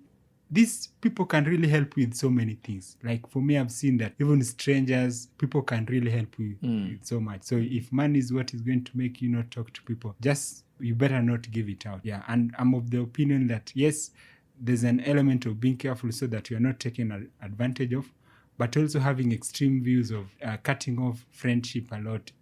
I've seen it because I've been a youth leader. I've seen even people used not to talk with each other in school. They are maybe at that time probably from well-off families, but they find these people that they're looking down upon now, they're running companies and they need help. They need an opportunity there. They call me and ask me, can you give me so-and-so's number? So if you can reduce... Yes, it happens. That's Ask business people, there things happen. You'll be humbled. You'll find that there's opportunity at where Kevin's work and you need more information. And that information can help you get it. Maybe that is what is going to pay salaries for your staff for a whole year. You'll put that pride under the seat and be helped. So imagine if 1K is what is making you not talk to him. As much as he has your 1K, it is neither here and there. Maybe the opportunity is worth millions. Yeah. Yes. Relationships are more valuable than relationships money. are valuable. If you can keep the ones that you can keep, you should, in my view. I think people don't know. Just imagine if you are going to be a president or an MP and governor. How many people are going to vote for you? Yeah. Yes, so many people. So you need people a lot in this life. Yeah. That's quite, something to really ponder and think about. I think it also goes with a level of maturity. Yes. To accept that, this person amekosea, but you still need to figure out a way in which you can work together. Yes, that's key because people have weaknesses. Yeah. And all the bad people out there, the other people's siblings, the other people's parents. Yes. So you are going to meet them. So there is no special world where you are going to dictate. Yeah. That all the people that I'm going to meet, they're going to be like this. Even those who claim about standards, they're just ideas. There's a time that the idea of boys' club was just popular. It's good as dead. They're just ideas, but you need people outside your cycle. If you are to do something meaningful in this world, if you want to have only 2 friends, that's good. They call it inner circle. But there's a time you'll be so helpless that even strangers are the ones who are going to come to your rescue. And even people who say they have a smaller people cycle, they're really not being sincere, because I'm sure there are so many people who have helped them in the way. Even if that help cannot be seen, but if that person would have cut off that help, maybe they could not have reached where they are. So we get assistance from so many people. Like in my career journey, I've talked with so many people. There are people who have given me opportunities that have come through that probably we are not in contact now, but I would never say that they didn't help me. I want us to move a little bit and talk about inflation and investing more in detail. But so far what you've said is you need a budget because it helps you plan ahead. Yes. You need saving because it's like paying your future self. And you want to avoid debt as much as possible because you're robbing your future self. Yes. There's this concept of inflation. So actually, today in the morning, I went to buy bread. This is the first time I've bought bread in a very long time. And I bought bread at 55 bob. You're like, I saw it on Twitter. It should be at 60. And you see, so I grew up when I think bread was 15 bob. And right now it's at 50. I was actually shocked. I got back in the house and like, when did bread get to 55? I was like, umsame beer. No, it is 55. Like on the surface, it is money losing value, right? Yeah. What is really inflation? Also, a concern raised with this is, what is the essence of long-term saving plan? Most people be like, yes, I'm getting higher interest rates offers with this long-term plans. At what cost? Ultimately, due to inflation, your money is going to lose value. So really, why should I keep on having money that is losing value? So I would say in a layperson's language, inflation is not the only traditional inflation that is inflation. Anything that destroys value, anything that destroys productivity is inflation, because it takes from where it has not given anything. So if you have 100,000 Kenya shillings and inflation is at, let's say, 6%, that means that there's 6,000 that is being taken from you on an annual basis, but you don't know. And that's how now you find that if a loaf of bread was going at 20 Kenya shillings in the year 2004, and you just put your money under a pillow or a mattress, now you'd be a poor man because you can't afford a loaf of bread. Yes, you have the 20 Kenya shillings, but if you had invested it at, let's say, 9%, you'd have more than 80 Kenya shillings, and probably you'd be able to afford 1.5 loaf of bread. So to protect our lifestyle, we need to invest above the inflation rate. Yeah, and generally it's the idea of prices of goods and services going up over time. Yeah, so we usually hear those stories. In fact, the best way is to look for a newspaper for a time like 1992. You'll be like, wow. So that is inflation for you. And it works against your money. So when you have compound interest, it works two ways. So the compound interest that grows your money is when you are saving above the inflation rate. The one that destroys your money is the one where you are saving below the inflation rate, or the one for debt, because it is taking and is compounding the negative. Yes. So you can see how that 20 Kenya shillings was losing value. It reached a point where it was worthless when you look at the idea of buying a loaf of bread. Yeah. So because of that, we really need to be careful about that. And that falls under skill set. So I can tell you can have the best money habits in terms of saving, but skill set is needed. Like, where am I going to put it? What is the risk level? What is the return like? What return is reasonable? So the inflation is a big thing when it comes to money management. The other things, of course, is the idea of risk and returns, and of course compound interest or time value of money.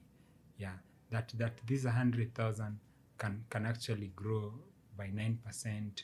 Next year it will be around 111, the other year 120. 5 years down the line, 150. You see? Yeah. And usually there's a joke that you should not compete with people who are eating their dividends. so if that 100K has become 150 and I'm taken 10K to go for holiday with, you should not borrow from Mshwari. So the whole idea is just money grows over time, and inflation is something you need to protect wealth from. And when I was talking about guarding the personal finance empire jealously, that's one of them. Because again, you work so hard. Imagine if you have 20,000, for example, and the inflation is 5%, there's 1K that has gone. Yeah, you won't know until the day you are going to buy fuel. Maybe it has moved from 70 to 120. You find that you can't afford. Yeah. So it's something that we really need to be careful about. Okay. So that information usually is available on Kenya National Bureau of Statistics website. Also, CBK shares on a monthly basis, and is an indicator that we really need to be aware of from a financial education or intelligence point of view. The definition was quite lay and very simple. Something that is taking value where it did not put value in. Yes, and it does that when you are not guarded from a skill set point of view. And I think this is where now investments comes in, whereby you are encouraged to invest, like you said, above inflation rate. So currently our inflation is at 5%, right? So if you want to invest in something like 8%, you have a plus 3% on the money that you have. Talk a bit about investment and what are some of these instruments that people can take advantage of. Yeah, so investment, they would look at it. Of course, I explained the personal finance bulletin that can allow us to express ourselves more in our lives in terms of helping us to achieve our personal goals, the life goals. And I would say that from a layperson's point of view, if I were to look at it, I would first say investment is risk management first. Okay. Yeah. So you have to start by managing risk. And we've talked about layers of abundance. Just the fact that you can plan your budget and do what you told yourself you are going to do, that creates a layer of abundance. Just the fact that you're able to take care of your needs, that creates the first layer of abundance, because the kind of thoughts that will be in your mind, they're totally different from someone who is worrying about what to buy. So that is key, being able to take care of our needs. And when you look at investing as risk management, it's just to protect what you have it grow so that it can help you in future. So that connection is key, so that when you're investing, you know the exact reason why you're investing. Yeah, so that is very, very important. So there are two types of risk again. So the one that is popular is the one that you should not lose money. But the other risk is, what do I need to do to get to where I am? Like going to school for 4 years, you are taking risk because it might not work. But you believe that if you go to school, it might turn out well, you might get something. Yeah. So people usually don't know that you need to look at, if I'm going to retire and I'm going to need X amount of money, what do I need? Do I need to work 2 extra hours in a day to help me achieve that goal? Do I need to market more? So there's some risk that you are taking to take you to where you are. So that's why you can't just say that, for me, I'll never invest anywhere. I just want to put my money in a bank account where I can't lose it. If you put it there, the inflation will be eating into it. So that's why you need to balance. And young people, they have an advantage there that they can be a little bit more aggressive with part of their portfolio. Then as you proceed now in life, if you're approaching retirement, now you look at less risky investments. So I'd say in Kenya, when you start, the knowledge about the financial markets, the bare minimum is to know what a bank account is and what it's being used for, and the kind of role that bank accounts play. Then from there, now you move to, let's say, a SACCO or a money market fund from fund management companies regulated by CMA. So I see SACCOs and money market funds, they're some of the best vehicles for Kenyans to save consistently above the inflation rate, because the returns are at about 8 to 11. Some can be as high as 12, but it's a good starting point just to do it on a regular basis and kickstart your journey. So as you proceed with that, maybe you're going to get some dividends, or you are going to be in a position where you say, I've saved consistently till I have 100,000 in a SACCO. So what I'm going to do is that the returns that I'm going to get for this year, 10,000, maybe I can try the stock market, because now the risk goes up. Or because I have this much, I'm now going to look at real estate. You see, so it's important to have that disciplined journey, because what happens is that someone has nothing, they have zero in saving, then what they're going to do, they're going to take a loan for an Uber, which is a business, and business is, the risk is way too high. Then you'll start saying how drivers are bad people, all those things. There's someone who can actually afford an Uber, it can go wrong and it won't affect them much. Yeah, so it's good for us to go step by step, and there's enough time. Most people tell you they've worked 5 years, 10, 20. There's enough time to go step by step. With that discipline, that is key, because as you move now with more, you're able to take in more risk, because what you're looking at is that maybe the amount you're going to put in an Uber at a certain age, maybe it's just 10% of your health. And if it doesn't work, it won't be much. But when you are digging in to even what you've not earned, taking a loan and it doesn't work, then that's a problem.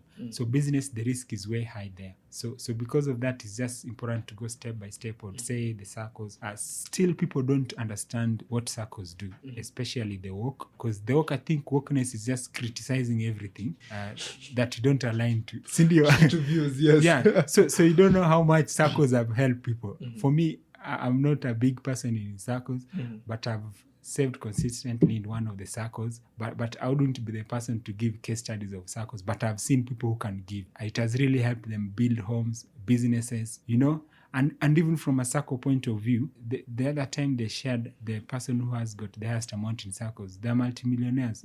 So when you say that SACCOs are not good or bad, who are we speaking for? You know, because financial market is all about, you find what works for you and stick with that. That energy that you're wasting, saying that this doesn't work. And that's how many people they end up being distracted. They'll say, money market is for losers, SACCO is for losers. I'm waiting for an aggressive opportunity. So from day one, with their 10K, they've gone to Forex, they blow their account. You don't know what will happen to you. You might never recover. And people are different, by the way. We don't all deal with, there can be motivational speakers, preachers, counselors, but not everyone will recover from the same situation. That person might be distracted, they'll never invest again. So that person who is just saving 1K per month in a SACCO or money market, you never know. Next year now, maybe their salary has gone up, they can do 5K, they're at 60. Now, even if they take that 10K from 60 and do that Forex and it goes wrong, that goose that they have of 50K that is there is still laying the golden eggs. So that's another point about investing. Investing is the goose that lays the golden eggs. And should always try to protect the goose that lays the golden egg, because as long as it is laying, at least I can say I have 60K in a SACCO, I'm going to get a dividend of 6K at the end of the year. So when it comes to April or March, that time is waiting for us. I know dividend is going to come home. Even if I misuse the 6K from the dividend, the other year, another 6K is going to come. And that's now how wealth is created.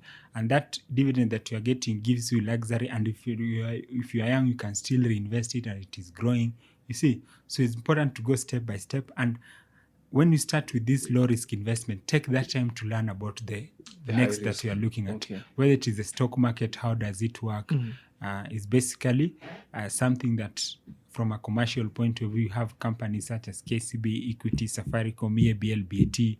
They work so hard, and you can be part of that growth if you believe that there's growth to be in that sector. But the risk is high because, again, companies are volatile, and when they are laying down their strategic plan, no one knows how it will pan out. But if you take a good portfolio in the long run, it's likely to do well, because the biggest thing in a country is the private sector. They make things move. Yeah. So the government has an idea, but the government always has some form of inertia, which the private sector don't have. Because of that, private sector, they're able to achieve more and create value in the ecosystem. So if you invest in good companies, you're also likely to do well. But since the risk is high, you can't do it with your core portfolio. Yeah. Like what the empire stands on. Yeah. Which you are protecting. So it's good to learn even new investment options. You learn about them fast and start with the little money. You don't go all in because the risk, and when it materializes, we've seen some people, they used to say, corporate bonds are like these commercial papers, and those things have destroyed a lot of value for people. So maybe they're just not good for individual investors. Yeah. You could just go to the boring stuff like government securities. Yeah. So that Mzee Kobe that was just investing in government security, they've never lost money here in Kenya.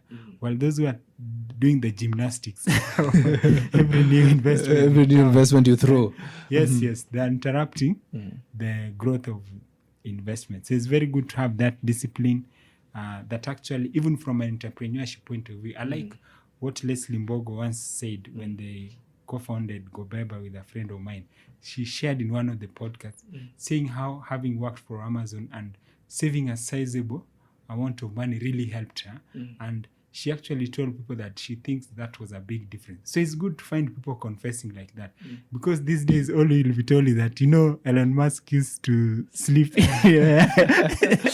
Boss, you're not Elon Musk, and you don't know his character. The arts part of Elon Musk, we don't know. Yeah. And people are different. Like, for me, I would say I'm someone who is very resilient. Like, when I resigned from my banking job, my HR was shocked. And because I'm a very reserved person, and I can say I have very high adversity quotient. I can manage a lot of crap so long as I believe the future is going to be bright. But there are people who, just one moment today, if they feel like the future is uncertain, we don't know what they are going to do. See, they can do so many bad things. So it's not good to just try to be like other people. Let's go this traditional way of creating some abundance, whether it is networks that can help us, because again, you can see traditionally people who are aged 35 to 50, they're some of the best entrepreneurs, and they're more likely to succeed. Is because they've made networks. They can just come and knock, Dixon, this is Robert, we met on this and this, can you please get this going? That's different from someone who's saying, I'm so and so, I started this company. You'll say, okay, who are you? Please call me back later. Do you have Makes no sense. relationship? Yes. So it's very, very important to look at investing that way. And know that that excess abundance, it is what moves the world. Whether it is 10K, whether it is 5K, the 10K that if you have an emergency here and you need 1K can sort you, it is underestimated. And that is what now builds the layers of investment, and we grow with it. So I would say that in Kenya, I would look at SACCOs. They're good. Just understanding how it works. If you need your money, how fast you can get. Money markets are also there. So there's some investment that if you put in your money, like the SACCOs and the stock market, they should be long term. So there's no SACCO where you can go and get your deposit back now, unless you exit and it'll take 3 months. And it doesn't make sense to borrow money from a SACCO if it is less than what you have, because you'll be borrowing your money.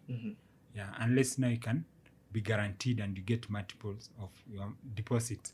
And the other thing about SACCO is that if you want a loan, you need to understand that it needs to be a social kind of setup, either your colleagues or people in your industry, people that who can guarantee you. So it's good to know that, because usually I just see people are just comparing investments without taking into consideration their good side and how it can work within your portfolio. So money market, you can get your money within 2 to 4 working days. But if you find that you can't manage that you're always withdrawing money, then you're better off putting money in a SACCO maybe for 5 years. Then you can exit the SACCO after 5 years. You'll have saved more. So you have to work with your own situation. No one knows ourselves better than ourselves. So it's important that you find what would work for us. Some people can't do the stock market. The moment they see that the COVID has come, now EABL shares, because bars are closed, they've fallen from 90 to 150. They'll say, now this stock market, how do people even make money here? So it's important to you're find right. what would work for us, because usually you'll find now someone is online asking strangers, should I sell my KCB or equity shares? They don't know why you bought them, but if you know why you bought them and you understand how companies work, that for example equity didn't pay dividends for 2 good years, and because of that they bought a very big bank in DRC and they're doing well. Or there's a time Safaricom shares fell from 5 to 2 or 3 for 3 good years. People are in pain for 3 good years. Then it rose now from there to 38. And simply is because revenues were growing. And by that time, the addressable market of Kenya was big, but people who had mobile services were few. So because of that, the upside potential was huge. And they followed through that. So you can learn that not everything will work for everyone. So there's no need to compare investments and say, mortgage is like this, like that. Different things will work for different people. And having the maturity to accept that life is a journey and everyone can figure out what would work for them. And there are different ways to become billionaires. There are people who just their name is a brand. Churchill, when he goes somewhere, is the name that is working for him. Yes. But for some of us, maybe no one knows about us. But not. It took years, like you're saying. Yes. It took years to build that brand name, Churchill. Yes. I think we forget that part. Yes, and that is what works for him. He's the business. Someone like Jay-Z or Oprah, when they're somewhere, they're the business. Some of us, no one knows us. So maybe the way to create value would be slightly different. Yeah. So maybe you'll be a trader buying things in Muranga, you come at Marikiti and sell. No one knows you, but you're making money, you'll become a millionaire. Not all millionaires are known. So you just need to know that there are different ways of how wealth is created. They're again deal makers. You have heard stories like the late Merali, the late Chris Kirubi. Yes. For them, they can move here and tell you, I'm bringing these investors from this country. How much can I get in it? And maybe it works for them. Rupert Murdoch, Trump. Yeah, so people create wealth differently. Yeah, so, and they're now accumulators. So they start things like people are saying, now this guy, what is he trying to do with this equity? Then before people know, the guys become multi-billionaires years down the line. And they have that courage. They can be accumulators, and there are people who are traders. They can go to a market like Londiani and just identify opportunities there and connect people here, whether it is tea or coffee, and they get their margins and they go. They are traders. They buy low and sell high. They are traders. There's nothing unique really that they create. They import stuff from China. They come and sell here, and they become multimillionaires. But there are people who will find like that is not fulfilling to them. They want to grow an enterprise from scratch. So it is different ways, and having that humility to accept that people are configured differently. There are people who actually they can play supporting roles, like the late Bob Collymore. When he came into Safaricom, Michael Joseph had done a lot. People are like, how will he do it? Yes. He inspired people and he was able to do much.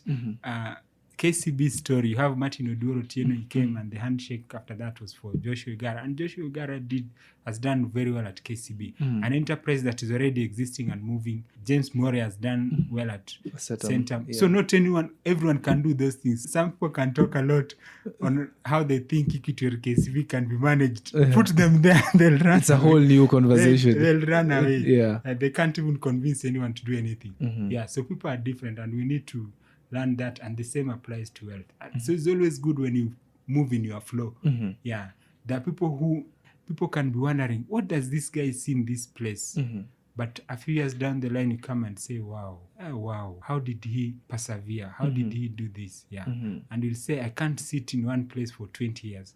And they don't know, like, for example, someone like James Mwangi, he was not the CEO of Equity for like 12 years. He joined in around 1992, became the CEO around 2004.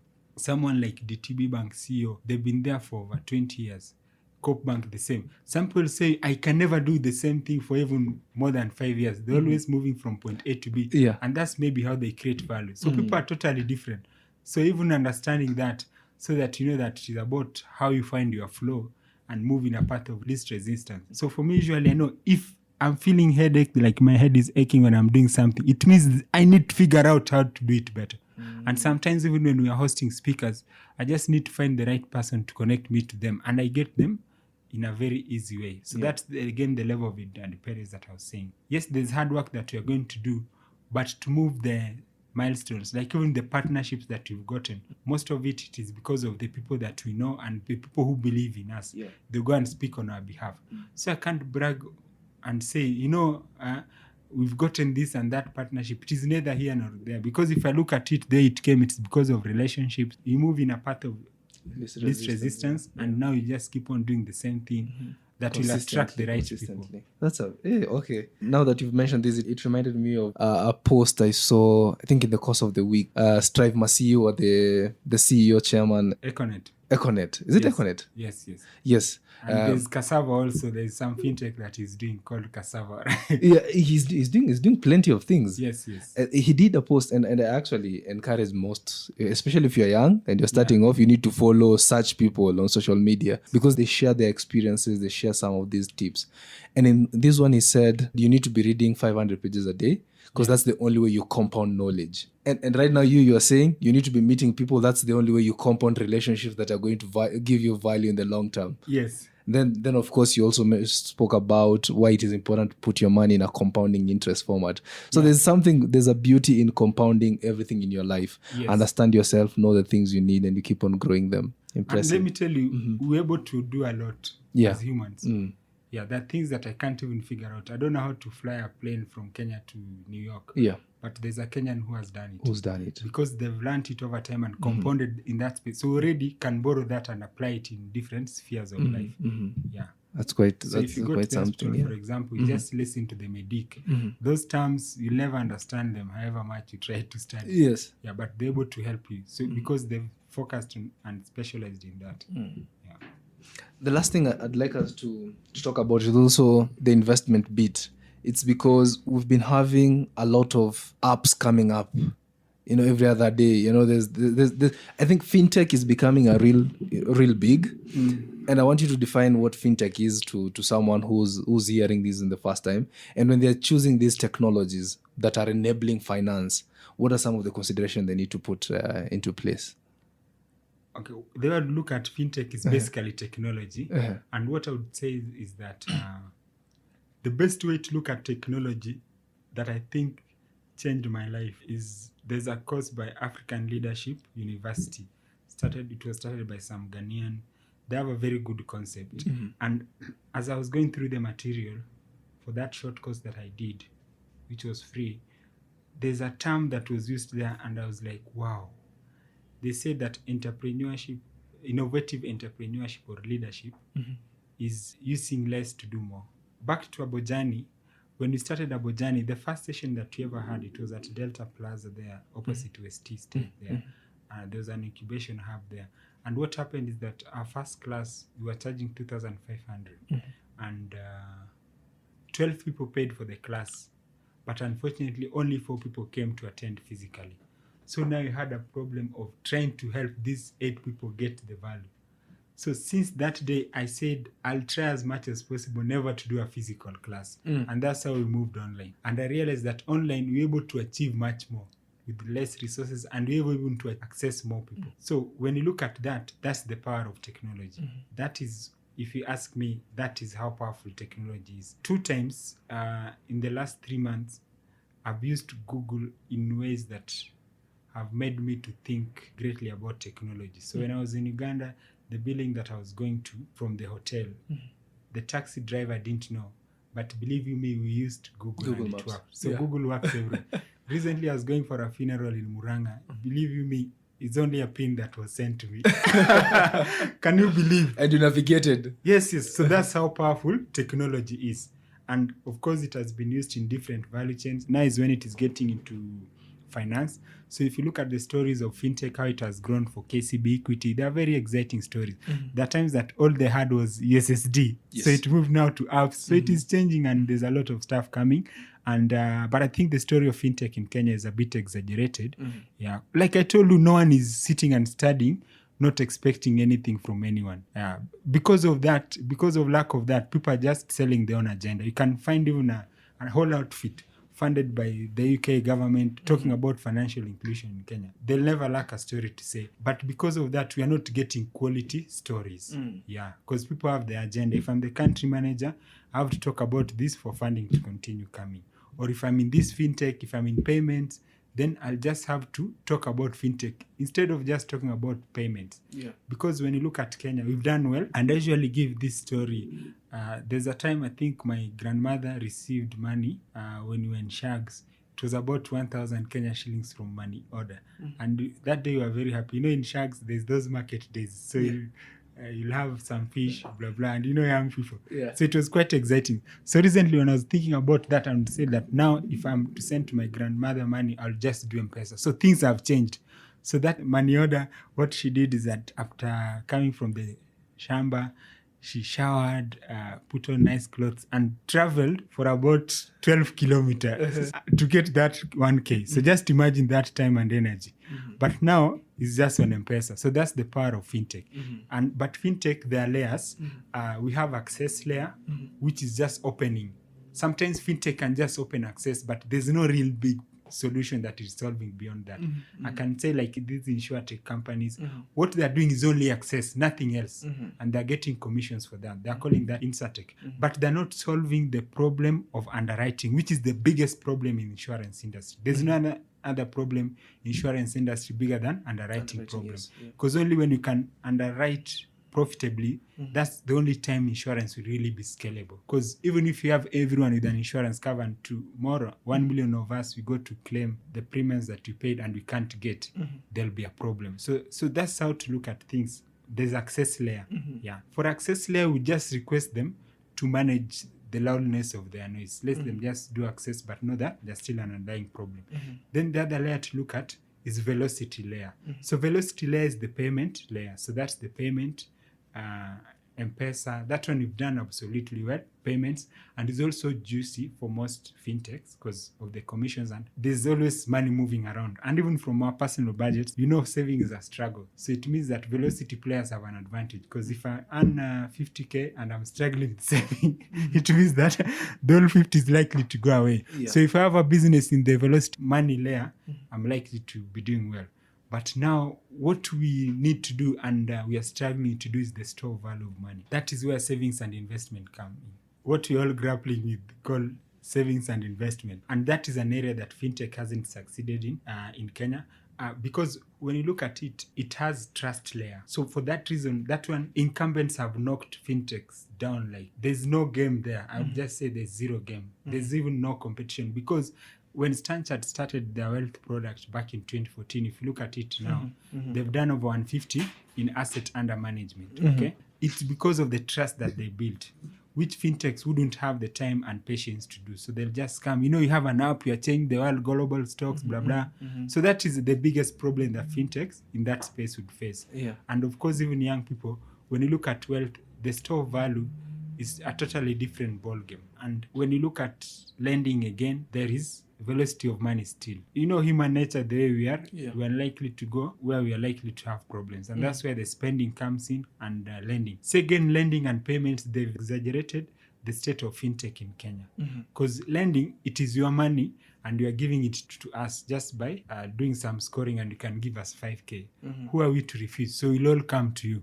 But saving is different. You are coming to tell you, you know, this 50K that you are earning, can you put 5,000 here? It will help you tomorrow. You are like, no way, there's YOLO, I won't do it. So because of that, the best framework that would work is if you work with traditional players like money market funds, whether they are Britam, CIC, banks like I&M, I've seen they've gotten into the health space. So I think that is what is working. So all these apps, they're coming, but they don't have time to build trust, because trust, you have to front load investments, create branches, be trustworthy, be existent in existence in 20 years, spending a lot of money on stuff. Then people say, Stanchart is an old bank, we trust it. We trust that it is likely to be in the next 5 or 10 years. Let me put my 10,000 there. You see, and then the same. Equity, KCB, if they come up with something like that. Or this CIC, I see they're supported. There's a lot of trust there. Rather than just this app, and you know how online goes. Even e-commerce, we still have trust issues. I know e-commerce, you're actually buying things. It's not like you're putting your families' life there like investments on 100. So I think trust, and also the players, they've done very little in terms of financial education. Like I told you, personal finance has got 3 layers. So there's mindset and skill set. So I think there they've done 0, and that is the biggest problem. They've just say, you have an app, you are the best, okay. we are good, think we can solve your problem. And you're like, whatever you're saying, I don't even know what a share is. So what are you trying to tell me? This infrastructure bond, what is it? Is it the bond for the court? This that normally we hear someone was released on a bond and surety, those legal terms. Is it the same? What is this that you are telling me? Yeah. And you're already telling me, you don't worry, just put your 50K. That's the problem in that ecosystem. Yeah, and it will become very difficult because, like I've told you, the store value of money, it is not the most lucrative business because money is at rest there. It's not like movement where I can move 10K like 5 times today. I can move it to you, move it to Eric. It can move to 20 people and a lot of commission. This 10K that I've put in savings, they're going to wait for a whole year maybe to get 1% as a commission. So even in terms of scalability, people who can do it, and the best way to look at some of these businesses, recently I did research on the average M-Pesa commissions, and I found out that the best way the M-Pesa business would work is when it is a mix. It's like you have a hardware, you have equity agency. So M-Pesa is yes. another revenue stream. That's why wealth space benefits most traditional players, because they already have things that they're offering. So they can say, Robert, you are here. If a client comes with this wealth product, please onboard them, but please also transact for them M-Pesa, also equity agent. So I'm one staff, but I'm doing like 5 things that are bringing money to the bank. So that one helps because we are sharing a cost center. Yeah. But if all I have is that I'm sitting in the middle of the town shouting to everyone, please bring your money, and you see already the commissions are too low to sustain the business, it becomes very difficult. So I think there's a lot of hard work to be done there. Someone will have to front load investments, take a hit and take upfront losses and build trust. And I don't see that happening in less than 5 to 10 years. Yeah. So the incumbents will still grow because, like their wealth fund that they created, I looked at it. They started in July 2021. By quarter 3, which ended in September, they already had over 700 million. So for a wealth startup to hit even 100 million, I don't know how much they're going to put in effort. Because again, you just need one bad tweet, those trust issues, which the big boys are used. Yeah. How many times do you hear people talking about Safaricom and CBA? They're used to. They're used to, but they're still making money. That person is complaining you are chatting here using mobile data. The company is still making money. Yeah. So these guys, they're in a very difficult position. But it goes back to the dinner table of Africa. If we can be as sincere as that dinner table, we'll create realistic solutions. But I think now it's just supply side. I usually say that the platforms is not like Moya rice field.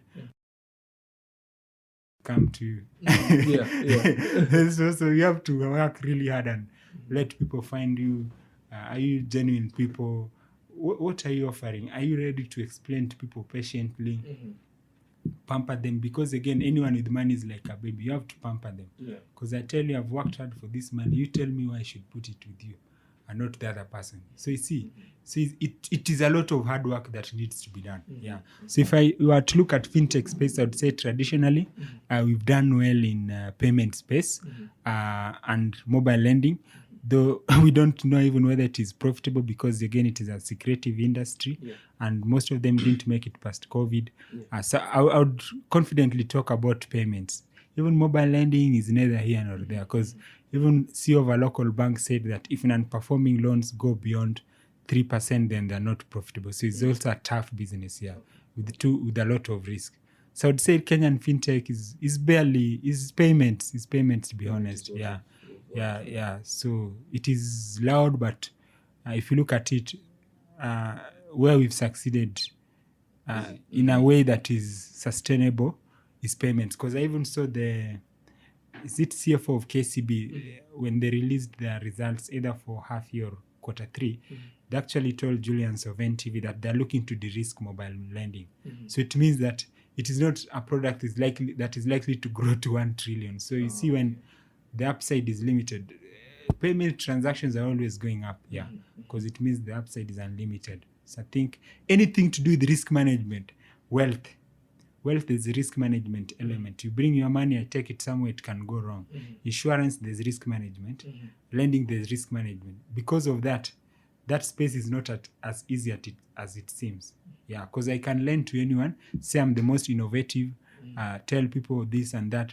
And the next day we hear reports from CBK, you know what? Bank lending set and non-performing loan is at 12%. So I'm saying, where do these people who claim to be geniuses of credit scoring live in Kenya? So you could all have gone to them and there'll be zero NPL. So it's more of marketing, yeah. So there's too much marketing in that space that it kind of exaggerates the success in that space. So we've done well in payment, credit to the ecosystem, but I think there's a lot of hard work to be done beyond that. Yeah, a success that you won't sit here arguing whether it is success or not. Yeah, but I give credit to the courageous entrepreneurs. We also in that space, but for me, I'm very pragmatic, and the smiles in the family of Africans, family who manage their wealth well, is what keep us going. But we'd say we are not where we want to be. So there's a lot of hard work to be done here. Yeah. But yeah, so far so good. And for a person who wants now to join one of your classes, just what give us. I know there's some they are different, but I'd like you to say them. What are the different layers that you have in terms of classes, and what does it require one to join any of your classes? Yeah, so that's quite interesting. So we are in that space of self-development, which is again very personal. Yeah. But I think what has worked for us best is usually referrals, like people who have come to our sessions like yourself, because it's very difficult now to go out there and tell people, we are this, we are the Abojani, we do this and this, come to us. They'll say no way. But if their friends tell them, or who have come to the class, you find that that's the best marketing strategy for us. And even just sharing, like when you're approached by Daily Nation to share tips, when they see us more often. So that's the wealth space is very big on trust, by the way. It's very big on trust, and you have to give people freedom. You can't sell it like any other product whereby you stop people on the roads and sell them it's some not pair hawking. of socks. Yeah, hey, you can't talk, man. You can't talk, it can backfire. Yeah. So usually we go with that trust, and we like to say, first of all, that we are regulated by CIFA. So having been from the financial services sector, we had to be very keen on that, because again, there's a lot of financial advice that is being hawked out What there, is whether CIFA? it is on Twitter. It is Institute of Certified Investment and Financial Analysts. So it's a government agency that was established in 2015, just to ensure that whatever we say as financial advisors and investment analysts and even such companies is something that can stand the test of time. Because, wealth space, wealth space, it can have a lot of issues. Yeah. So we are regulated and we authorized to offer the services here in Kenya. So we work closely with Kenyans living locally and also in the diaspora. And once in a while, we get also East Africans. And what we are doing is that we are saying that financial education is a life skill that you need to know, that you need to have this relationship with the money that you work for, the money that you spend time on traffic for, the money that we spend time convincing our customers to work or buy our products and services. Once it comes, what next? How can it help us create value at family level? And so we do personal finance, investing in the stock market, treasury bills and bonds, circles, and the sessions are based on the African dinner table setup. So they are very conversational, and we have them on a monthly basis. So currently we charge 4,500 as early bird and late bird 4,000 for early bird, then 4,500 for late bird. So just say 4,000 to 4,500 for the monthly masterclass.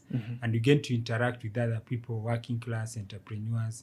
You see their fears, you see the questions that they're asking, just in a very interactive platform. So we use Zoom for the sessions, and it runs for 3 weeks. So Mondays, Tuesdays, and Thursdays is when we have our classes. Then some Wednesdays, we bring guest speakers just to give our community, again, wisdom. And we've been doing that since 2018, November.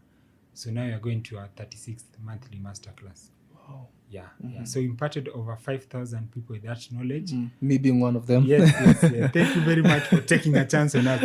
Usually I tell people that because it's difficult. There's so much going on online, and everyone is saying that the best. So for someone to make that decision to join us, usually it is an honor to us, and we just try to serve them and help them so that there can be a difference.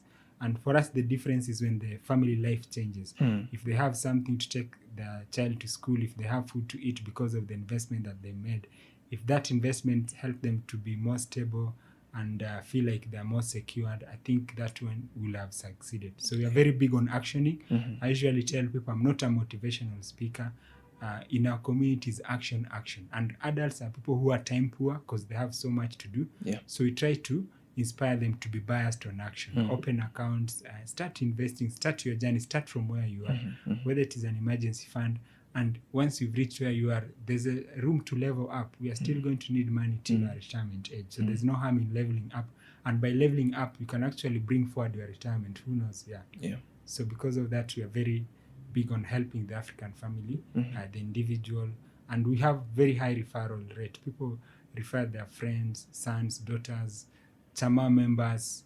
Even some people refer their companies. Like we've trained some corporates like Amref, TechnoServe. Recently I had a session at the NSC for their staff. So we work that way because we can find the Africans in different forums, but as long as we reach out to them and they're able to see sense in this, that is useful. Helping them preventing, like to reign over the blind spots, and also to grow their wealth. So I think that is good because, like I showed you, the protection layer is key. You can have it all figured out, but one mistake can bring the empire down. So it's good to know how to be aggressive, to be offensive, but it's important to start with a defensive strategy of laying down the foundation. That's amazing. Thank you. And just to add on what you mentioned about action, I think, and also the beating, like trying to compare, should I pay, should I not pay? I was in that position because I looked at the flyer and I was like, I know about SACCOs, I know about money markets, I can go to Investopedia and learn these. But Google, then YouTube. Yes, you can Google, you can YouTube, but then you realize that what you get at Abojani is it's a curated information. And one thing that I was really appreciative was it was curated and centered for the economy that I live in. And I can actually say confidently after the training, the action bit, I went to the NSE. So and I remember we were having this conversation on which broker was good to use and all that. And I got from the recommendation, I went and usually part of the training, and one thing that I really liked was what we are telling you is information.